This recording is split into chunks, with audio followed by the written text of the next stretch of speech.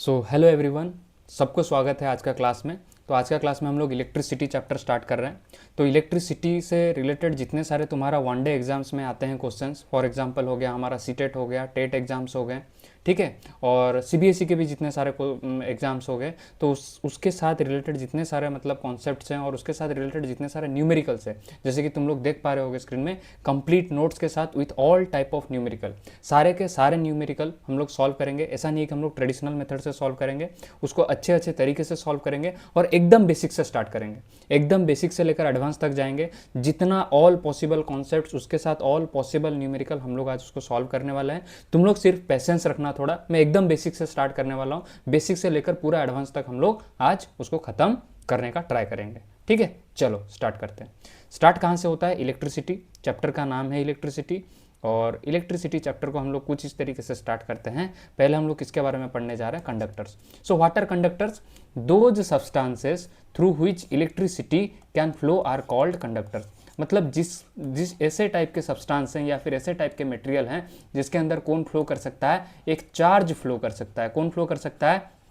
Charge, ठीक है। ये करंट मतलब क्या होता है? ये करंट फ्लो कैसे फ्लो करता है? इलेक्ट्रिसिटी फ्लो कर रहा है मतलब उसका मीनिंग क्या है? एक चार्ज फ्लो करता है। एक चार्ज क्या हो सकता है? ये चार्ज में कौन फ्लो करता है? एक्चुअली में इलेक्ट्रॉन फ्लो करता है, कभी भी प्रोटॉन फ्लो नहीं करता है। ध्यान में रखना, कौन फ्लो करता है? ऑलवेज इलेक्ट्रॉन फ्लो करता है, प्रोटॉन कभी भी फ्लो नहीं करता है। और ये जो इलेक्ट्रॉन है, इलेक्ट्रॉन क्यों फ्लो करता है, प्रोटॉन क्यों फ्लो नहीं करता है? Because the mass of electron, एक मास, इलेक्ट्रॉन का मास जो होता है very very very very less than the mass of proton. Proton का मास से इलेक्ट्रॉन का मास बहुत हल्का होता है। क्योंकि ये हल्का होता है तो ये इजीली क्या कर सकता है? एक जगह से दूसरे जगह तक मूव कर सकता है। ऐसा समझ में? तो कंडक्टर्स का क्या क्या एग्जांपल है? सिल्वर एक कंडक्टर है, कॉपर एक कंडक्टर है, एल्यूमिनियम एक कंडक्टर है, और alloys like nichrome and manganin, very important, nichrome और मैंगनीन दो एलॉयज हैं जो कि क्या कंडक्ट कर सकते हैं? इलेक्ट्रिसिटी कंडक्ट कर सकते हैं। और कंडक्टर का दूसरा डेफिनेशन क्या बन सकता है?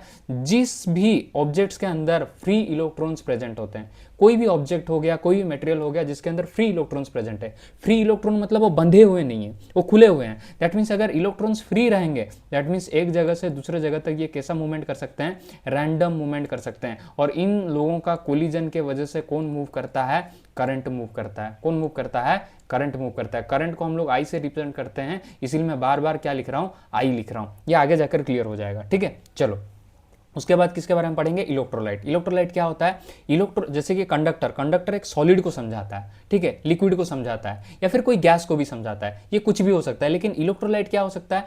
दोज सॉल्यूशन, ये ओनली सॉल्यूशन स्टेट के बारे में बात करता है। दोज सॉल्यूशन या फिर लिक्विड स्टेट के बारे में बात कर रहा है। Allow electricity to pass through them, मतलब ऐसे कुछ सॉल्यूशन है जो कि अपने अंदर से इलेक्ट्रिसिटी को पास होने के लिए अलाउ करते हैं, उसको हम लोग क्या बोलते हैं? इलेक्ट्रोलाइट। इलेक्ट्रोलाइट का क्या क्या एग्जांपल है? एकदम बेसिक चीज है, लेमन जूस। लेमन जूस क्यों इलेक्ट्रोलाइट है? बिकॉज ये क्या है? एसिड। क्या है? एसिड। विनेगर भी क्या है? एक एसिड है। विनेगर भी क्या है? एसिड है। इसके अंदर भी क्या प्रेजेंट है? Free ions. क्या प्रेजेंट होते हैं? Free ions. या तो फ्री इलेक्ट्रॉन्स प्रेजेंट हो, ना तो फ्री आयंस प्रेजेंट हो। फ्री आयंस प्रेजेंट हो, ना तो फ्री इलेक्ट्रॉन्स प्रेजेंट हो। कोई भी अगर प्रेजेंट होगा तो क्या करवा पाएंगे? इलेक्ट्रिसिटी को कंडक्ट करवा पाएंगे। कुछ भी एसिड हो गया या फिर कोई बेस हो गया, salt, salt for example NaCl, ये जो सॉल्ट है, टेबल सॉल्ट है, हम लोग जो खाते हैं, वो भी क्या है? अच्छा कंडक्टर है। या फिर हम लोग क्या बोल सकते हैं? इजीली क्या कर सकता है? इलेक्ट्रिसिटी को कंडक्ट करवा सकता है। और ये टैप वाटर भी क्या है? एक गुड कंडक्टर ऑफ इलेक्ट्रिसिटी है। क्यों? क्योंकि टैप वाटर के अंदर क्या प्रेजेंट होते हैं? मिनरल्स प्रेजेंट होते हैं। क्या प्रेजेंट होते हैं? मिनरल्स। और जहां पे मिनरल्स प्रेजेंट होते हैं मतलब आयंस प्रेजेंट होते हैं, और जहां पे आयंस प्रेजेंट हो गए दैट मीन्स फ्री आयंस है, और फ्री आयंस है मतलब वो क्या करेंगे? इलेक्ट्रिसिटी को अच्छे से कंडक्ट करवा पाएंगे, ठीक है। चलो उसके बाद नॉन इलेक्ट्रोलाइट के बारे में थोड़ा पढ़ते हैं। क्या होता है non electrolyte? Those solution do not allow electricity to pass through them. ऐसे कुछ सॉल्यूशन है जो कि सॉल्यूशन तो है लेकिन अपने अंदर इलेक्ट्रिसिटी को पास करने नहीं देते हैं। For example glucose, for example alcohol, for example sucrose, और ये डिस्टिल वाटर। ये तो तुम लोग बचपन से जानते हो कि डिस्टिल वाटर कभी भी इलेक्ट्रिसिटी को कंडक्ट करने देता नहीं है। लेकिन उसके साथ साथ हम लोग को क्या याद रखना है? ग्लूकोज भी कंडक्ट करने नहीं देता है, अल्कोहल भी नहीं देता है, सुक्रोज नहीं देता है। क्यों नहीं देते हैं? Because they cannot dissociate, they cannot dissociate to give free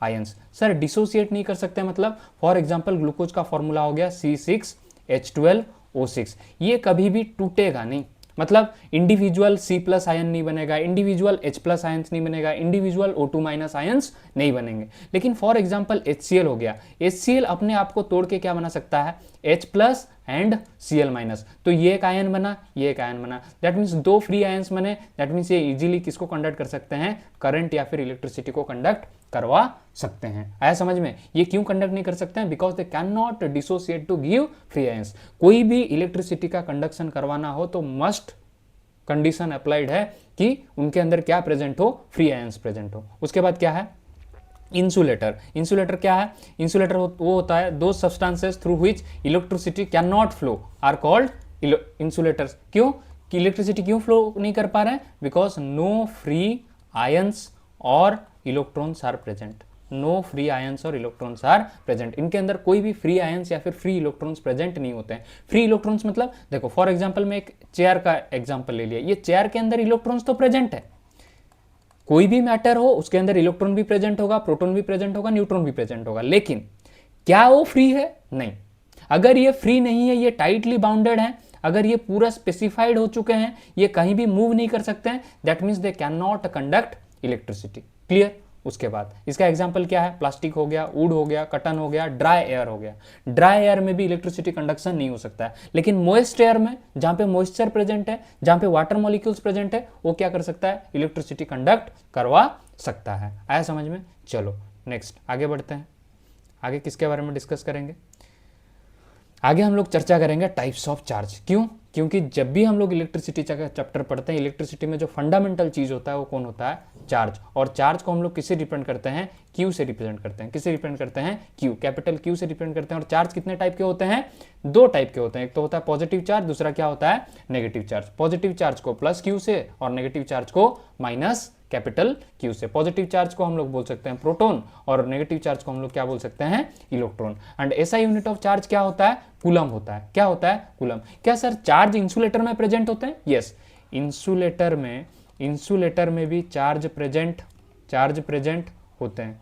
हर कोई ऑब्जेक्ट के अंदर चार्ज प्रेजेंट होता है। कंडक्टर के अंदर भी चार्ज प्रेजेंट होता है, इसके अंदर भी चार्ज प्रेजेंट होता है। लेकिन इलेक्ट्रिसिटी किस में कंडक्ट होता है, सिर्फ कंडक्टर में होता है, नहीं तो किस में होता है, सेमीकंडक्टर में होता है। किस में होता है, सेमीकंडक्टर। तो सर सेमीकंडक्टर का क्या एग्जांपल है, जर्मेनियम हो गया, सिलिकॉन हो गया, ये सारे किसके एग्जांपल्स हैं, सेमीकंडक्टर्स के एग्जांपल है। ये भी क्या कर सकते हैं, इलेक्ट्रिसिटी को कंडक्ट करवा सकते हैं। सिर्फ कौन नहीं करवा सकता, इंसुलेटर नहीं करवा सकता। क्यों, क्योंकि इसके अंदर फ्री इलेक्ट्रॉन्स प्रेजेंट नहीं होते हैं या फिर फ्री आयंस प्रेजेंट नहीं होते हैं। लेकिन कंडक्टर के अंदर क्या प्रेजेंट होते हैं, आयंस प्रेजेंट होते हैं, नहीं तो electrons present, free electrons present होते हैं। क्या प्रेजेंट होते हैं, फ्री आयंस या फिर फ्री इलेक्ट्रॉन प्रेजेंट होते हैं। सेमीकंडक्टर के अंदर भी क्या प्रेजेंट होते हैं, फ्री इलेक्ट्रॉन्स प्रेजेंट होते हैं। कोई एक पेंटावेलेंट आयन को हम लोग किसी के अंदर डोपिंग करवा दिए, सेमीकंडक्टर बना रहे हैं, पीएन जंक्शन डायोड बना रहे हैं, ये हायर क्लासेस का कॉन्सेप्ट हो गया, उसमें हम लोग को जाना नहीं है। उसके बाद हम लोग प्रॉपर्टीज ऑफ चार्ज के ऊपर आते हैं। प्रॉपर्टीज ऑफ चार्ज के ऊपर जैसे ही आते हैं तो पॉजिटिव चार्ज क्या करेंगे, लाइक चार्जेस हैं तो एक दूसरे को क्या करेंगे, रिपेल करेंगे। अगर अपोजिट चार्जेस हो गए, एक पॉजिटिव हो गया दूसरा नेगेटिव हो गया, अनलाइक चार्जेस क्या करते हैं, एक दूसरे को क्या करते हैं, अट्रैक्ट करते हैं। जैसे कि तुम लोग को पता होगा नॉर्थ पोल एक दूसरे को क्या करते हैं, रिपेल करते हैं, लेकिन नॉर्थ पोल साउथ पोल को एक दूसरे के साथ क्या करते हैं, अट्रैक्ट करते हैं। इसी तरह चार्ज में भी होता है। और ये जो चार्ज ऑफ 1 इलेक्ट्रॉन होता है ये तुम्हें अच्छे से याद रखना होगा, कितना होता है, 1.6 इंटू 10⁻⁻19 कूलम। कूलम क्यों बोल रहा हूं, क्योंकि ऐसा यूनिट ऑफ चार्ज क्या होता है, कूलम होता है। ऐसा यूनिट ऑफ चार्ज क्या होता है, कूलम। तो एक इलेक्ट्रॉन का जो चार्ज का वैल्यू है कितना है उसका, 1.6 इंटू 10⁻⁻19। तो इससे तुम्हारा मन में आएगा सर एक प्रोटॉन का वैल्यू कितना होता है, प्रोटॉन का भी चार्ज का वैल्यू कितना होता है, 1.6 इंटू 10⁻⁻19 कूलम। लेकिन ये हो जाता है नेगेटिव और ये हो जाता है पॉजिटिव, इतना बस डिफरेंस है। ये नेगेटिव क्यों होता है, क्योंकि इलेक्ट्रॉन है, नेगेटिव चार्ज है। ये पॉजिटिव क्यों है, क्योंकि प्रोटॉन है पॉजिटिवली चार्ज्ड। आया समझ में? प्रोटॉन कभी मूव नहीं करता है, इलेक्ट्रॉन का मूव के कारण, इलेक्ट्रॉन मूव करने से ही क्या प्रोड्यूस होता है, इलेक्ट्रिसिटी प्रोड्यूस होता है। आया समझ में? यहां तक क्लियर हुआ? आगे बढ़ते हैं, आगे क्या आ रहा है, आगे जो कॉन्सेप्ट निकल कर आ रहा है, आगे क्या आ रहा है, पोटेंशियल डिफरेंस। क्या है, किसके बारे में पढ़ेंगे हम लोग, पोटेंशियल डिफरेंस के बारे में पढ़ेंगे। What is potential difference? देखो, क्या हम लोग डिफ्यूजन पढ़ रखे हैं? यस सर, डिफ्यूजन पढ़ रखे हैं। कौन से चैप्टर में पढ़ रखे हैं? 9th क्लास में पढ़ रखे हैं। ठीक है, तो क्या पढ़े हैं, डिफ्यूजन क्या होता है, the movement of particles from region of higher concentration to lower concentration, यही पढ़ते हैं हम लोग, यही पढ़ते हैं डिफ्यूजन में। जब भी हम लोग डिफ्यूजन के बारे में पढ़ते हैं, क्या पढ़ते हैं, कोई भी पार्टिकल हायर कंसंट्रेशन से लोअर कंसंट्रेशन में मूव करता है। क्यों? क्योंकि हायर कंसंट्रेशन में नंबर ऑफ पार्टिकल क्या होते हैं, ज़्यादा, नंबर ऑफ पार्टिकल क्या होते हैं, ज़्यादा, यहाँ पे नंबर ऑफ पार्टिकल क्या होते हैं, कम, और जहाँ पे नंबर ऑफ पार्टिकल ज़्यादा है, ज़्यादा से किसके तरफ मूव करेगा, कम के तरफ। फॉर एग्जांपल इस रूम के अंदर मैं 100 बच्चे रखा हूँ, लेकिन बाहर एक भी बच्चा नहीं है, तो जैसे ही दरवाजा खुलूंगा 100 में से कुछ बच्चे बाहर चले जाएंगे। क्यों? क्योंकि बाहर बच्चे नहीं थे, अंदर बच्चे थे। तो हायर रीजन से कहाँ तक जाएगा, लोअर रीजन में। इसी तरह पोटेंशियल डिफरेंस मतलब क्या होता है, it is created by chemical reaction. That means एक इलेक्ट्रिक करंट को फ्लो करवाने के लिए एक रीजन को हाई करना पड़ता है, एक रीजन को लो करना पड़ता है, तब जाकर एक इलेक्ट्रिक पाथ बनता है या फिर एक इलेक्ट्रिक सर्किट बनता है। और हायर रीजन से लोअर रीजन में कौन मूव करता है, इलेक्ट्रॉन्स मूव करते हैं। और जिस डायरेक्शन में इलेक्ट्रॉन्स मूव करता है उसके जस्ट अपोजिट डायरेक्शन में कौन मूव कर जाता है, करंट मूव करता है। ये आगे आगे हम लोग सीखेंगे कैसे होता है। पोटेंशियल डिफरेंस एक्चुअली में अगर तुम लोग को रियल फील लेना है, पोटेंशियल डिफरेंस कुछ नहीं है कि बैटरी है। क्या है, बैटरी। एक बैटरी जो होता है, उस बैटरी के अंदर जो भी केमिकल रिएक्शंस होते हैं, उस केमिकल रिएक्शन से दो टर्मिनल बनते हैं, एक तो बनता है पॉजिटिव, दूसरा बनता है नेगेटिव। आया समझ में? तो पॉजिटिव क्या होता है, हायर टर्मिनल होता है, और नेगेटिव क्या होता है, लोअर टर्मिनल। और कहां से कहां फ्लो होता है करंट, पॉजिटिव से लेकर नेगेटिव तक। ये किसका डायरेक्शन होता है, करंट का डायरेक्शन होता है। आया समझ में? और ये पॉजिटिव और नेगेटिव दोनों मिलने से क्या क्रिएट होता है, पोटेंशियल डिफरेंस, जिसको हम लोग बोलते हैं डेल्टा भी। ये जो सिंबल है इसको हम लोग क्या बोलते हैं, डेल्टा। क्या बोलते हैं इसको, delta. Delta means nothing, it is a difference. Delta means difference. Okay, क्या है, E created by chemical reactions of cell और बैटरी। सेल क्या होता है, सिंगल होता है। क्या होता है, सिंगल होता है। लेकिन ये जो बैटरी होता है क्या होता है, connection of several cell, connection of several cell. बहुत सारे सेल को अगर हम लोग जोड़ देंगे, देखो ये एक सेल, ये एक सेल, ये एक सेल, तीनों सेल को जोड़ दिए तो इससे क्या बनता है, एक बैटरी बनता है। तो इसके अंदर क्या होते हैं, केमिकल रिएक्शन होते हैं। दैट मीन्स हम लोग क्या करते हैं, केमिकल एनर्जी से केमिकल एनर्जी को किस में कन्वर्ट करवा देते हैं, इलेक्ट्रिकल एनर्जी में। किस में कन्वर्ट कराते हैं, इलेक्ट्रिकल एनर्जी में। आया समझ में? तो क्या बोल रहा है, work done in moving A charge from one point two another point. एक पॉइंट से दूसरे पॉइंट में एक चार्ज को मूव कराने को हम लोग क्या बोलेंगे, पोटेंशियल डिफरेंस बोलेंगे। इसका एक्चुअल फील लेते हैं, चलो क्या होता है एक्चुअली में, देखते हैं। देखो क्या बोल रहा है, क्या बोल रहा है, work done in moving A charge from one point two another point. For example यहाँ पे कोई एक प्रोटॉन है, यहाँ पे कोई एक टेस्ट चार्ज प्रोटॉन है, एक छोटा सा प्रोटॉन है, ठीक है। लेकिन यहाँ पे क्या है, एक बड़ा सा पॉजिटिव क्यू चार्ज है, एक बड़ा सा पॉजिटिव क्यू चार्ज है। और पॉजिटिव क्यू चार्ज है मतलब ये चार्ज अपने सराउंडिंग में क्या प्रोड्यूस करते हैं, इलेक्ट्रिक फील्ड प्रोड्यूस करते हैं। क्या प्रोड्यूस करते हैं, इलेक्ट्रिक फील्ड। अपने रीजन में क्या प्रोड्यूस करते हैं, इलेक्ट्रिक फील्ड प्रोड्यूस करते हैं। जैसे मैग्नेट को एक जगह पे रखेंगे तो मैग्नेट अपने चारों तरफ क्या बनाता है, मैग्नेटिक फील्ड लाइंस बनाता है, मैग्नेटिक इन्फ्लुएंस होता है। उसके पास अगर आयरन नेल को लेकर आओ तो तुम्हें लेना नहीं पड़ेगा, वो अपने आप क्या करेगा, खींच लेगा। इसी तरह चार्ज, ये जो बड़ा सा प्लस क्यू चार्ज है, ये अपने सराउंडिंग में क्या बनाता है, इलेक्ट्रिक फील्ड लाइंस बनाता है। फॉर एग्जाम्पल मुझे ये छोटा सा जो टेस्ट पॉजिटिव चार्ज है, इसको कौन सा चार्ज बोलते हैं, टेस्ट पॉजिटिव चार्ज, ठीक है, या फिर यूनिट पॉजिटिव चार्ज। इसी के ऊपर हम लोग क्या करेंगे, एक्सपेरिमेंट करेंगे। ये जो टेस्ट पॉजिटिव चार्ज है इसको हम लोग कहाँ पे रखते हैं, इन्फिनिटी में रखते हैं। कहाँ पे रखते हैं, infinity. That means infinite position पे रखते हैं। ये इन्फिनिटी से लेकर हम लोग को कहाँ तक जाना है, उस इलेक्ट्रिक फील्ड तक जाना है। कहाँ तक जाना है, उस इलेक्ट्रिक फील्ड तक जाना है। लेकिन इसको तो हम लोग इन्फिनिटी पे रखे हैं। लेकिन ये जो पॉजिटिव चार्ज और ये जो पॉजिटिव चार्ज है, इन दोनों का प्रॉपर्टी क्या है, एक दूसरे को अट्रैक्ट करेंगे या फिर एक दूसरे को रिपेल करेंगे, मुझे बताओ। ऑब्वियसली बात है सर, दोनों लाइक चार्ज हैं, दैट मीन्स एक दूसरे को क्या करेंगे, रिपेल करेंगे। दैट मीन्स ये अपने आप तो जाने वाला नहीं है। दैट मीन्स ये वाला ऑप्शन हमारा हट गया। दैट मीन्स एक दूसरे को ये लोग क्या कर रहे हैं, रिपेल कर रहे हैं। लेकिन मेरा इंटेंशन क्या है, इस टेस्ट पॉजिटिव चार्ज को मुझे कहां लेकर जाना है, इस बड़ा सा प्लस क्यू चार्ज के पास लेकर जाना है। क्यों लेकर जाना है, क्योंकि मुझे अपने अंदर का पोटेंशियल को आइडेंटिफाई करना है। अपने अंदर का पोटेंशियल कब पता चलेगा, जब मैं खुद कुछ क्या करूंगा, काम करूंगा, कुछ वर्क डन करूंगा। तो पोटेंशियल किससे पता चलेगा, मैं इस छोटा सा पॉजिटिव टेस्ट चार्ज को खींच के किसके तरफ लेकर जाऊंगा, प्लस क्यू की तरफ। लेकिन प्लस क्यू बार बार क्या करता रहेगा, इसको क्या करता रहेगा, रिपेल करता रहेगा, लेकिन मैं इसको जबरदस्ती से क्या करता रहूंगा, प्लस क्यू के तरफ लेते रहूंगा। तो जब मैं प्लस क्यू के तरफ लेकर जाऊंगा तो मुझे फील होगा कि मुझे कुछ वार्क करना पड़ रहा है। किसके ऊपर वार्क करना पड़ रहा है, इस छोटा सा प्लस पॉजिटिव चार्ज के ऊपर या फिर छोटा सा टेस्ट पॉजिटिव चार्ज के ऊपर कुछ काम करना पड़ रहा है, जिसको हम लोग क्या बोलते हैं, डब्लू, जिसको क्या बोलते हैं, डब्लू। ये डब्लू क्या होता है, वर्क डन। कुछ वर्क डन इसके ऊपर कर रहा हूं सो दैट कि इंफिनिटी से कहां तक पहुंच जाए, इस इलेक्ट्रिक फील्ड तक पहुंच जाए। आया समझ में। और ये जो वर्क कर रहा हूं वो वर्क किस बेसिस पे कर रहा हूं, मेरे अंदर जितना पोटेंशियल है, मेरे अंदर जितना पोटेंशियल है मैं उतना ही वर्क डन कर पाऊंगा, है कि नहीं। तो मैं जो वर्क डन कर रहा हूं वो इनडायरेक्ट मेजर किसका है, मेरा पोटेंशियल का। अब क्लियर हुआ। जो वर्क डन में इस टेस्ट पॉजिटिव चार्ज के ऊपर करूंगा वो इनडायरेक्टली किसका मेजरमेंट दे देगा, मेरे अंदर कितना पोटेंशियल भरा हुआ है उसका मेजरमेंट दे देगा। Is it clear now. तो इस पॉजिटिव चार्ज को मुझे इस पॉजिटिव चार्ज तक लेकर जाना है, जो कि पॉसिबल नहीं था, इसीलिए मैंने एक एक्सटर्नल फोर्स डाला हूं या फिर एक एक्सटर्नल वर्क डन किया हूं। इसीलिए हम लोग इसको क्या बोलते हैं, WEXT, एक्सटर्नल वर्क डन।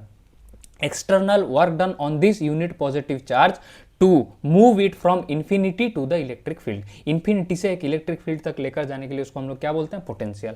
और जब हम लोग एक कंडक्टर के अंदर देखते हैं, एक कंडक्टर का एक पोटेंशियल हाई होता है, दूसरा पोटेंशियल लो होता है, तो दोनों का डिफरेंस को हम लोग क्या बोल देंगे, पोटेंशियल डिफरेंस। क्या बोल देंगे, पोटेंशियल डिफरेंस। तो पहले पोटेंशियल डिफरेंस का फॉर्मूला पढ़ देते हैं। पोटेंशियल डिफरेंस क्या होता है, work done per unit charge. आया समझ में, work done per unit charge. एक यूनिट चार्ज को मूव करने के लिए कितना वर्क डन करना पड़ रहा है उसी को हम लोग क्या बोलेंगे, पोटेंशियल बोलेंगे। तो ऐसा यूनिट क्या होता है, वर्क डन का ऐसा यूनिट हम लोग 9th क्लास से पढ़ते आ रहे हैं, क्या होता है, जूल। क्या होता है, जूल। और एक ऐसा यूनिट ऑफ चार्ज क्या होता है, जस्ट अभी हम लोग पढ़े हैं, चार्ज का ऐसा यूनिट क्या होता है, कूलम। और जूल कूलम इनवर्स को हम लोग क्या बोलते हैं, वोल्ट।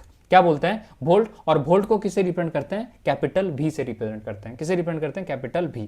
और ये जो पोटेंशियल डिफरेंस है इसको मेजर करने के लिए कौन सा इंस्ट्रूमेंट यूज होता है, it is measured by an instrument known as volt meter. और ये जो वोल्ट मीटर है ऑलवेज सारे डिवाइसेस के साथ हर टाइम किस में कनेक्ट होगा, पैरेलल कनेक्शन में कनेक्शन होगा। ये बहुत बड़ा या फिर बहुत इंपॉर्टेंट सा MCQ है, याद रखना। ऑलवेज वोल्ट मीटर को हम लोग किससे कनेक्ट करते हैं, पैरेलल कनेक्शन में कनेक्ट करते हैं। और ये जो वोल्ट मीटर होता है इसका कैरेक्टरिस्टिक क्या होता है, इसका हाई रेजिस्टेंस होता है। क्या होता है, हाई रेजिस्टेंस। वोल्ट मीटर का रेजिस्टेंस हाई क्यों होता है, क्योंकि इसका रेजिस्टेंस हाई होगा तो इसके अंदर करंट घुसेगा नहीं। अगर करंट घुसेगा नहीं तो करंट का मेजरमेंट नहीं होगा, सिर्फ और सिर्फ किसका मेजरमेंट होगा, वोल्टेज का मेजरमेंट होगा। यहां तक क्लियर हुआ। चलो आगे बढ़ते हैं। ये जो करंट है, ये जो इलेक्ट्रिक करंट है, इसके बारे में हम लोग को चर्चा करना है। वोल्टेज खत्म हुआ या फिर पोटेंशियल डिफरेंस खत्म हुआ, उसके बाद हम लोग किसके बारे में डिस्कस करेंगे, इलेक्ट्रिक करंट। इलेक्ट्रिक करंट को हम लोग किससे रिप्रेजेंट करते हैं, कैपिटल I से रिप्रेजेंट करते हैं। और ये किस टाइप का क्वांटिटी है, एक स्केलर क्वांटिटी है। याद रखना, इलेक्ट्रिक करंट का फिक्स्ड डायरेक्शन होता है, फिर भी ये कैसा है, स्केलर क्वांटिटी। जबकि होना क्या चाहिए था, वेक्टर, लेकिन ये वेक्टर नहीं है, ये क्या है, ओनली एंड ओनली स्केलर है। चलो क्या होता है इलेक्ट्रिक करंट, लेट सपोज ये कोई मेटालिक कंडक्टर है, मेटालिक कंडक्टर है, लेट सपोज एक वायर है, ये वायर का मैं डायग्राम बनाया हूं। मैं क्या बताया हूं, एक एंड क्या होता है, हायर पोटेंशियल, दूसरा एंड क्या होता है, लोअर पोटेंशियल। जो हायर पोटेंशियल होता है वो पॉजिटिव चार्ज होगा, जो लोअर पोटेंशियल होता है वो नेगेटिव चार्ज होगा। बैटरी में भी देखना, ये जब भी बैटरी खरीद के लेकर आओगे, एक तरफ पॉजिटिव लिखा होगा, दूसरा तरफ नेगेटिव लिखा होगा, और इसके नीचे क्या भरे हुए होंगे, केमिकल। ये केमिकल क्या जनरेट करते हैं, एक पॉजिटिव और एक नेगेटिव। एक होता है एनोड, एक होता है एनोड, दूसरा होता है कैथोड। केमिस्ट्री में थोड़ा अलग होते हैं। देखो केमिस्ट्री में एक्चुअली में क्या होता है, पॉजिटिव को हम लोग एनोड मानते हैं और नेगेटिव को हम लोग क्या मानते हैं, कैथोड। है समझ में। लेकिन फिजिक्स में क्या होता है, पॉजिटिव को हम लोग मान लेते हैं कैथोड, पॉजिटिव को क्या मानते हैं, कैथोड, और नेगेटिव को हम लोग क्या मानते हैं, एनोड। ये कैथोड एनोड का रिएक्शन से क्या प्रोड्यूस होता है, इलेक्ट्रिकल एनर्जी प्रोड्यूस होता है। ये इलेक्ट्रोकेमिस्ट्री का चैप्टर है, ये अलग है एकदम, इसके साथ हमारा कोई लेना देना नहीं है, हम लोग को अभी फिजिक्स सीखना है, ठीक है। चलो इलेक्ट्रिक करंट को हम लोग किससे रिप्रेजेंट करते हैं, कैपिटल I से रिप्रेजेंट करते हैं। ये कैसा क्वांटिटी है, स्केलर क्वांटिटी है। क्यों, क्योंकि सिर्फ इसका क्या होता है, फिक्स्ड मैग्नीट्यूड। क्या होता है, एक फिक्स्ड मैग्नीट्यूड होता है। क्या इसका डायरेक्शन भी फिक्स्ड होता है, ये सर एक फिक्स्ड डायरेक्शन भी होता है, एक फिक्स्ड डायरेक्शन भी होता है। लेकिन फिक्स्ड डायरेक्शन होता है, फिक्स्ड मैग्नीट्यूड होता है, सर हम तो पढ़े थे कि ये वेक्टर क्वांटिटी होना चाहिए, लेकिन इसको हम लोग क्या बोलते हैं, स्केलर क्वांटिटी बोलते हैं। ये जो फिक्स्ड डायरेक्शन है, हाँ ये कौन सा फिक्स्ड डायरेक्शन है अभी मैं बताऊंगा। फ्लो ऑफ चार्ज क्या है, पर यूनिट टाइम को हम लोग क्या बोलेंगे, करंट। देखो ये कंडक्टर है, ये कंडक्टर में क्यू चार्ज फ्लो कर रहा है, क्या फ्लो कर रहा है? क्यू चार्ज फ्लो कर रहा है। ये क्यू चार्ज जो एक पॉइंट से दूसरा पॉइंट में फ्लो कर रहा है, कुछ टाइम टी ले रहा होगा। तो एक क्यू चार्ज को फ्लो कराने के लिए जितना टाइम टी लगा, that means Q upon T, Q upon T, इसी को हम लोग क्या बोल देंगे? करंट आई बोलेंगे।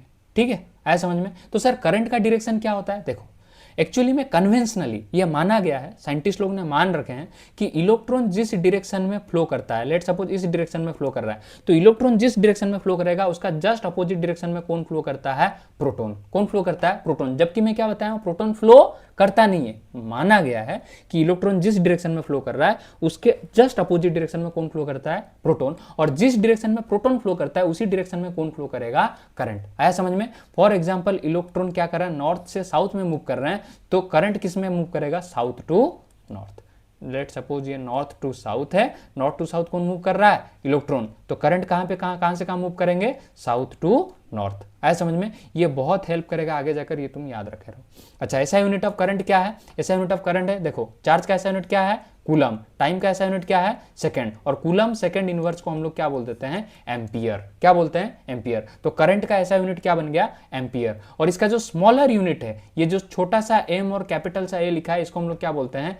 मिली एम्पियर। क्या बोलते हैं? Milli ampere. क्या बोलते हैं? Milli ampere. और 1 milli ampere, 1 milli ampere is equal to 10 to the power -3 ampere होता है। और ये जो छोटा सा म्यू लिखा है, इसको हम लोग क्या पढ़ते हैं? म्यू। और म्यू को हम लोग क्या बोलते हैं? माइक्रो। क्या बोलते हैं? Micro ampere. और 1 micro ampere is equal to 10 to the power -6 ampere होता है। ये बहुत सारा न्यूमेरिकल को सॉल्व करने के लिए हेल्प करेगा। ये सारा कन्वर्जन्स तुम याद रखे रहो। ठीक है, चलो। जैसे सर हम लोग पोटेंशियल को वोल्ट मीटर से मेजर करते थे, या फिर पोटेंशियल डिफरेंस को हम लोग वोल्ट मीटर से मेजर करते थे, तो इसी तरह करंट को हम लोग किससे मेजर करते हैं? करंट को हम लोग किससे मेजर करते हैं? Current is measured by an instrument known as ammeter. याद रखे रहना, अगेन इंपॉर्टेंट। वोल्ट, हम लोग पोटेंशियल डिफरेंस या फिर वोल्टेज को किससे मेजर करते थे? किससे मेजर करते थे? Voltmeter. किससे? Voltmeter. इसी तरह करंट को हम लोग किससे मेजर करेंगे? एमीटर से। और ये जो एमीटर है इसका रेजिस्टेंस कैसा होता है? Low resistance. क्यों? क्योंकि लो रेजिस्टेंस होने से ज्यादा क्या एंटर कर पाएगा? करंट। जितना ज्यादा करंट एंटर कर पाएगा, और मेरा इंटेंशन क्या है? किसको मेजर करना है? करंट को ही मेजर करना है। तो करंट को ही मेजर करना है, तो एमीटर का मैं जानबूझ का उसके अंदर जो डिवाइस है और उसके अंदर जितने सारे कंपोनेंट यूज हुए हैं उसका मैं रेजिस्टेंस को क्या कर दूंगा? लो, ताकि सारा का सारा करंट क्या हो जाए? इसके अंदर आ जाए। और इसको हर टाइम हम लोग किस में कनेक्ट करते हैं? सीरीज में कनेक्ट करते हैं। किस में कनेक्ट करते हैं? सीरीज में। लेकिन ये जो वोल्ट मीटर होता था इसको हम लोग किस में कनेक्ट करते थे? ऑलवेज पैरेलल में कनेक्ट करते थे। किस में कनेक्ट करते थे? पैरेलल में कनेक्ट करते थे। ये सीरीज क्या है, पैरेलल क्या है, ये आगे जाकर तुम्हारा क्लियर हो जाएगा। तब तक लेकिन तुम लोग को पेशेंस रखना होगा। कुछ नहीं, बहुत कम टाइम में मैं तुम्हारा क्या करूंगा, ये सारा का सारा जो कॉन्सेप्ट है थ्योरी वाला पार्ट खत्म करूंगा। उसके बाद हम लोग सीधा एमसीक्यू पे कूद जाएंगे और एमसीक्यू सारा का सारा सॉल्व करेंगे। ठीक है, थोड़ा पेशेंस रखो बस। मैं बता रहा था ना कि ये जो इलेक्ट्रिक करंट है, ये इलेक्ट्रिक करंट का एक फिक्स्ड डायरेक्शन होता है। क्या होता है? Electric current always move from positive terminal to negative terminal. Okay, कहां से कहां मूव करता है? पॉजिटिव टर्मिनल से नेगेटिव टर्मिनल। क्यों? क्योंकि मैं जस्ट बताया हूं कि डिफ्यूजन कहां से कहां होता है? Higher concentration to lower concentration. तो इसी तरह इलेक्ट्रिक करंट कहां से कहां मूव करेगा? जहां पे हायर पोटेंशियल है, from higher potential to lower potential. कहां पे कहां मूव करेगा? Higher potential to lower potential. That means ये पॉजिटिव टर्मिनल है तो ये नेगेटिव टर्मिनल है, और ये किसका डायरेक्शन हो गया? करंट। करंट कहां से ओरिजिनेट होगा? पॉजिटिव से, और कहां पे आकर पहुंचेगा? नेगेटिव पे। तो एक फिक्स्ड पाथ मिला कि नहीं? फिक्स्ड पाथ मिला, उसके साथ एक फिक्स्ड मैग्नीट्यूड भी है। लेकिन फिर भी इलेक्ट्रिक करंट कैसा क्वांटिटी है? कैसा क्वांटिटी है? बताओ बच्चों, कैसा क्वांटिटी है? ये कैसा क्वांटिटी है? स्केलर क्वांटिटी है। किस टाइप का क्वांटिटी है? Scalar quantity. ये तुम्हें ध्यान रखना होगा, इलेक्ट्रिक करंट एक कैसा क्वांटिटी है? स्केलर क्वांटिटी है। चलो, इसके साथ जितना रिलेटेड न्यूमेरिकल से हम लोग थोड़ा देखते हैं। सिर्फ अगर थ्योरी बताता रहूंगा बोर हो जाओगे। चलो स्टार्ट करते हैं। क्या बता रहा है क्वेश्चन में? Amount of work done needed for each coulomb of charge. अच्छा, जब भी हम लोग फिजिक्स का न्यूमेरिकल सॉल्व करने जाएं तो पहले हम लोग क्या लिख देंगे? गिवन। क्या लिखेंगे? पहले हम गिवन लिखेंगे। क्या लिखेंगे? गिवन लिखेंगे। ओके, क्या लिखते हैं? गिवन। गिवन में क्या बोल रहा है? Amount of work done needed for each coulomb. Each coulomb मतलब ये जो चार्ज है, ये चार्ज का वैल्यू कितना है?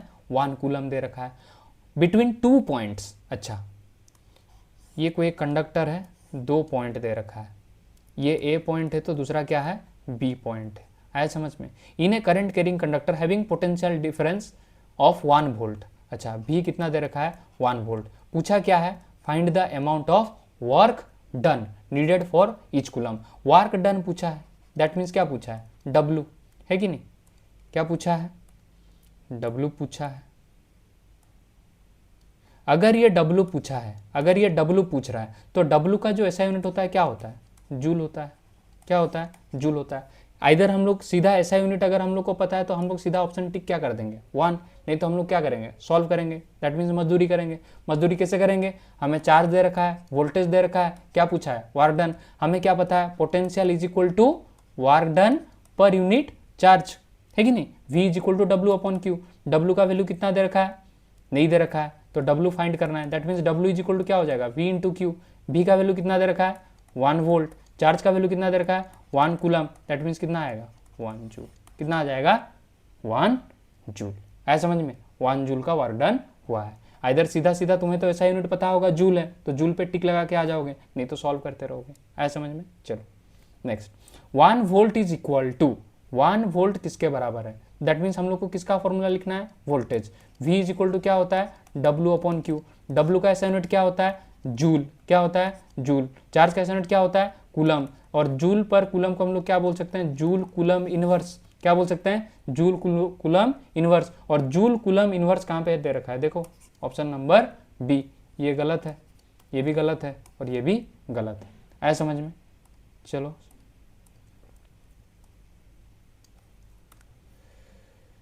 नेक्स्ट। नेक्स्ट किसके बारे में बोल रखा है, नेक्स्ट बोल रखा है the source of energy which provide the potential difference for steady flow of current in the electric circuit. कोई भी एक इलेक्ट्रिक सर्किट हो गया, ये एक इलेक्ट्रिक सर्किट है, इसमें इलेक्ट्रिक करंट फ्लो करवाने के लिए हम लोग क्या लगाते हैं, सेल लगाते हैं, या फिर क्या लगाते हैं, बैटरी लगाते हैं। क्या लगाते हैं, बैटरी लगाते हैं। यही तो क्या प्रोवाइड करता है, एनर्जी प्रोवाइड करता है। क्या प्रोवाइड करता है, एनर्जी प्रोवाइड करता है। तो क्या लिखेंगे यहाँ, इसका ऑप्शन क्या हो जाएगा, बैटरी हो जाएगा।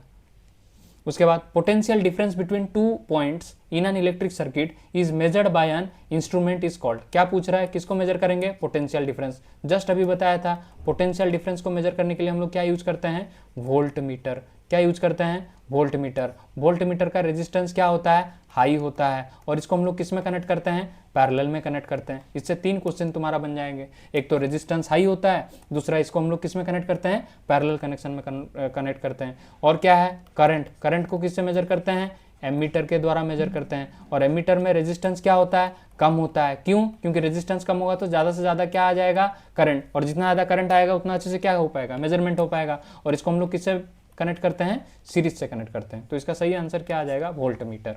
आया समझ में, चलो next.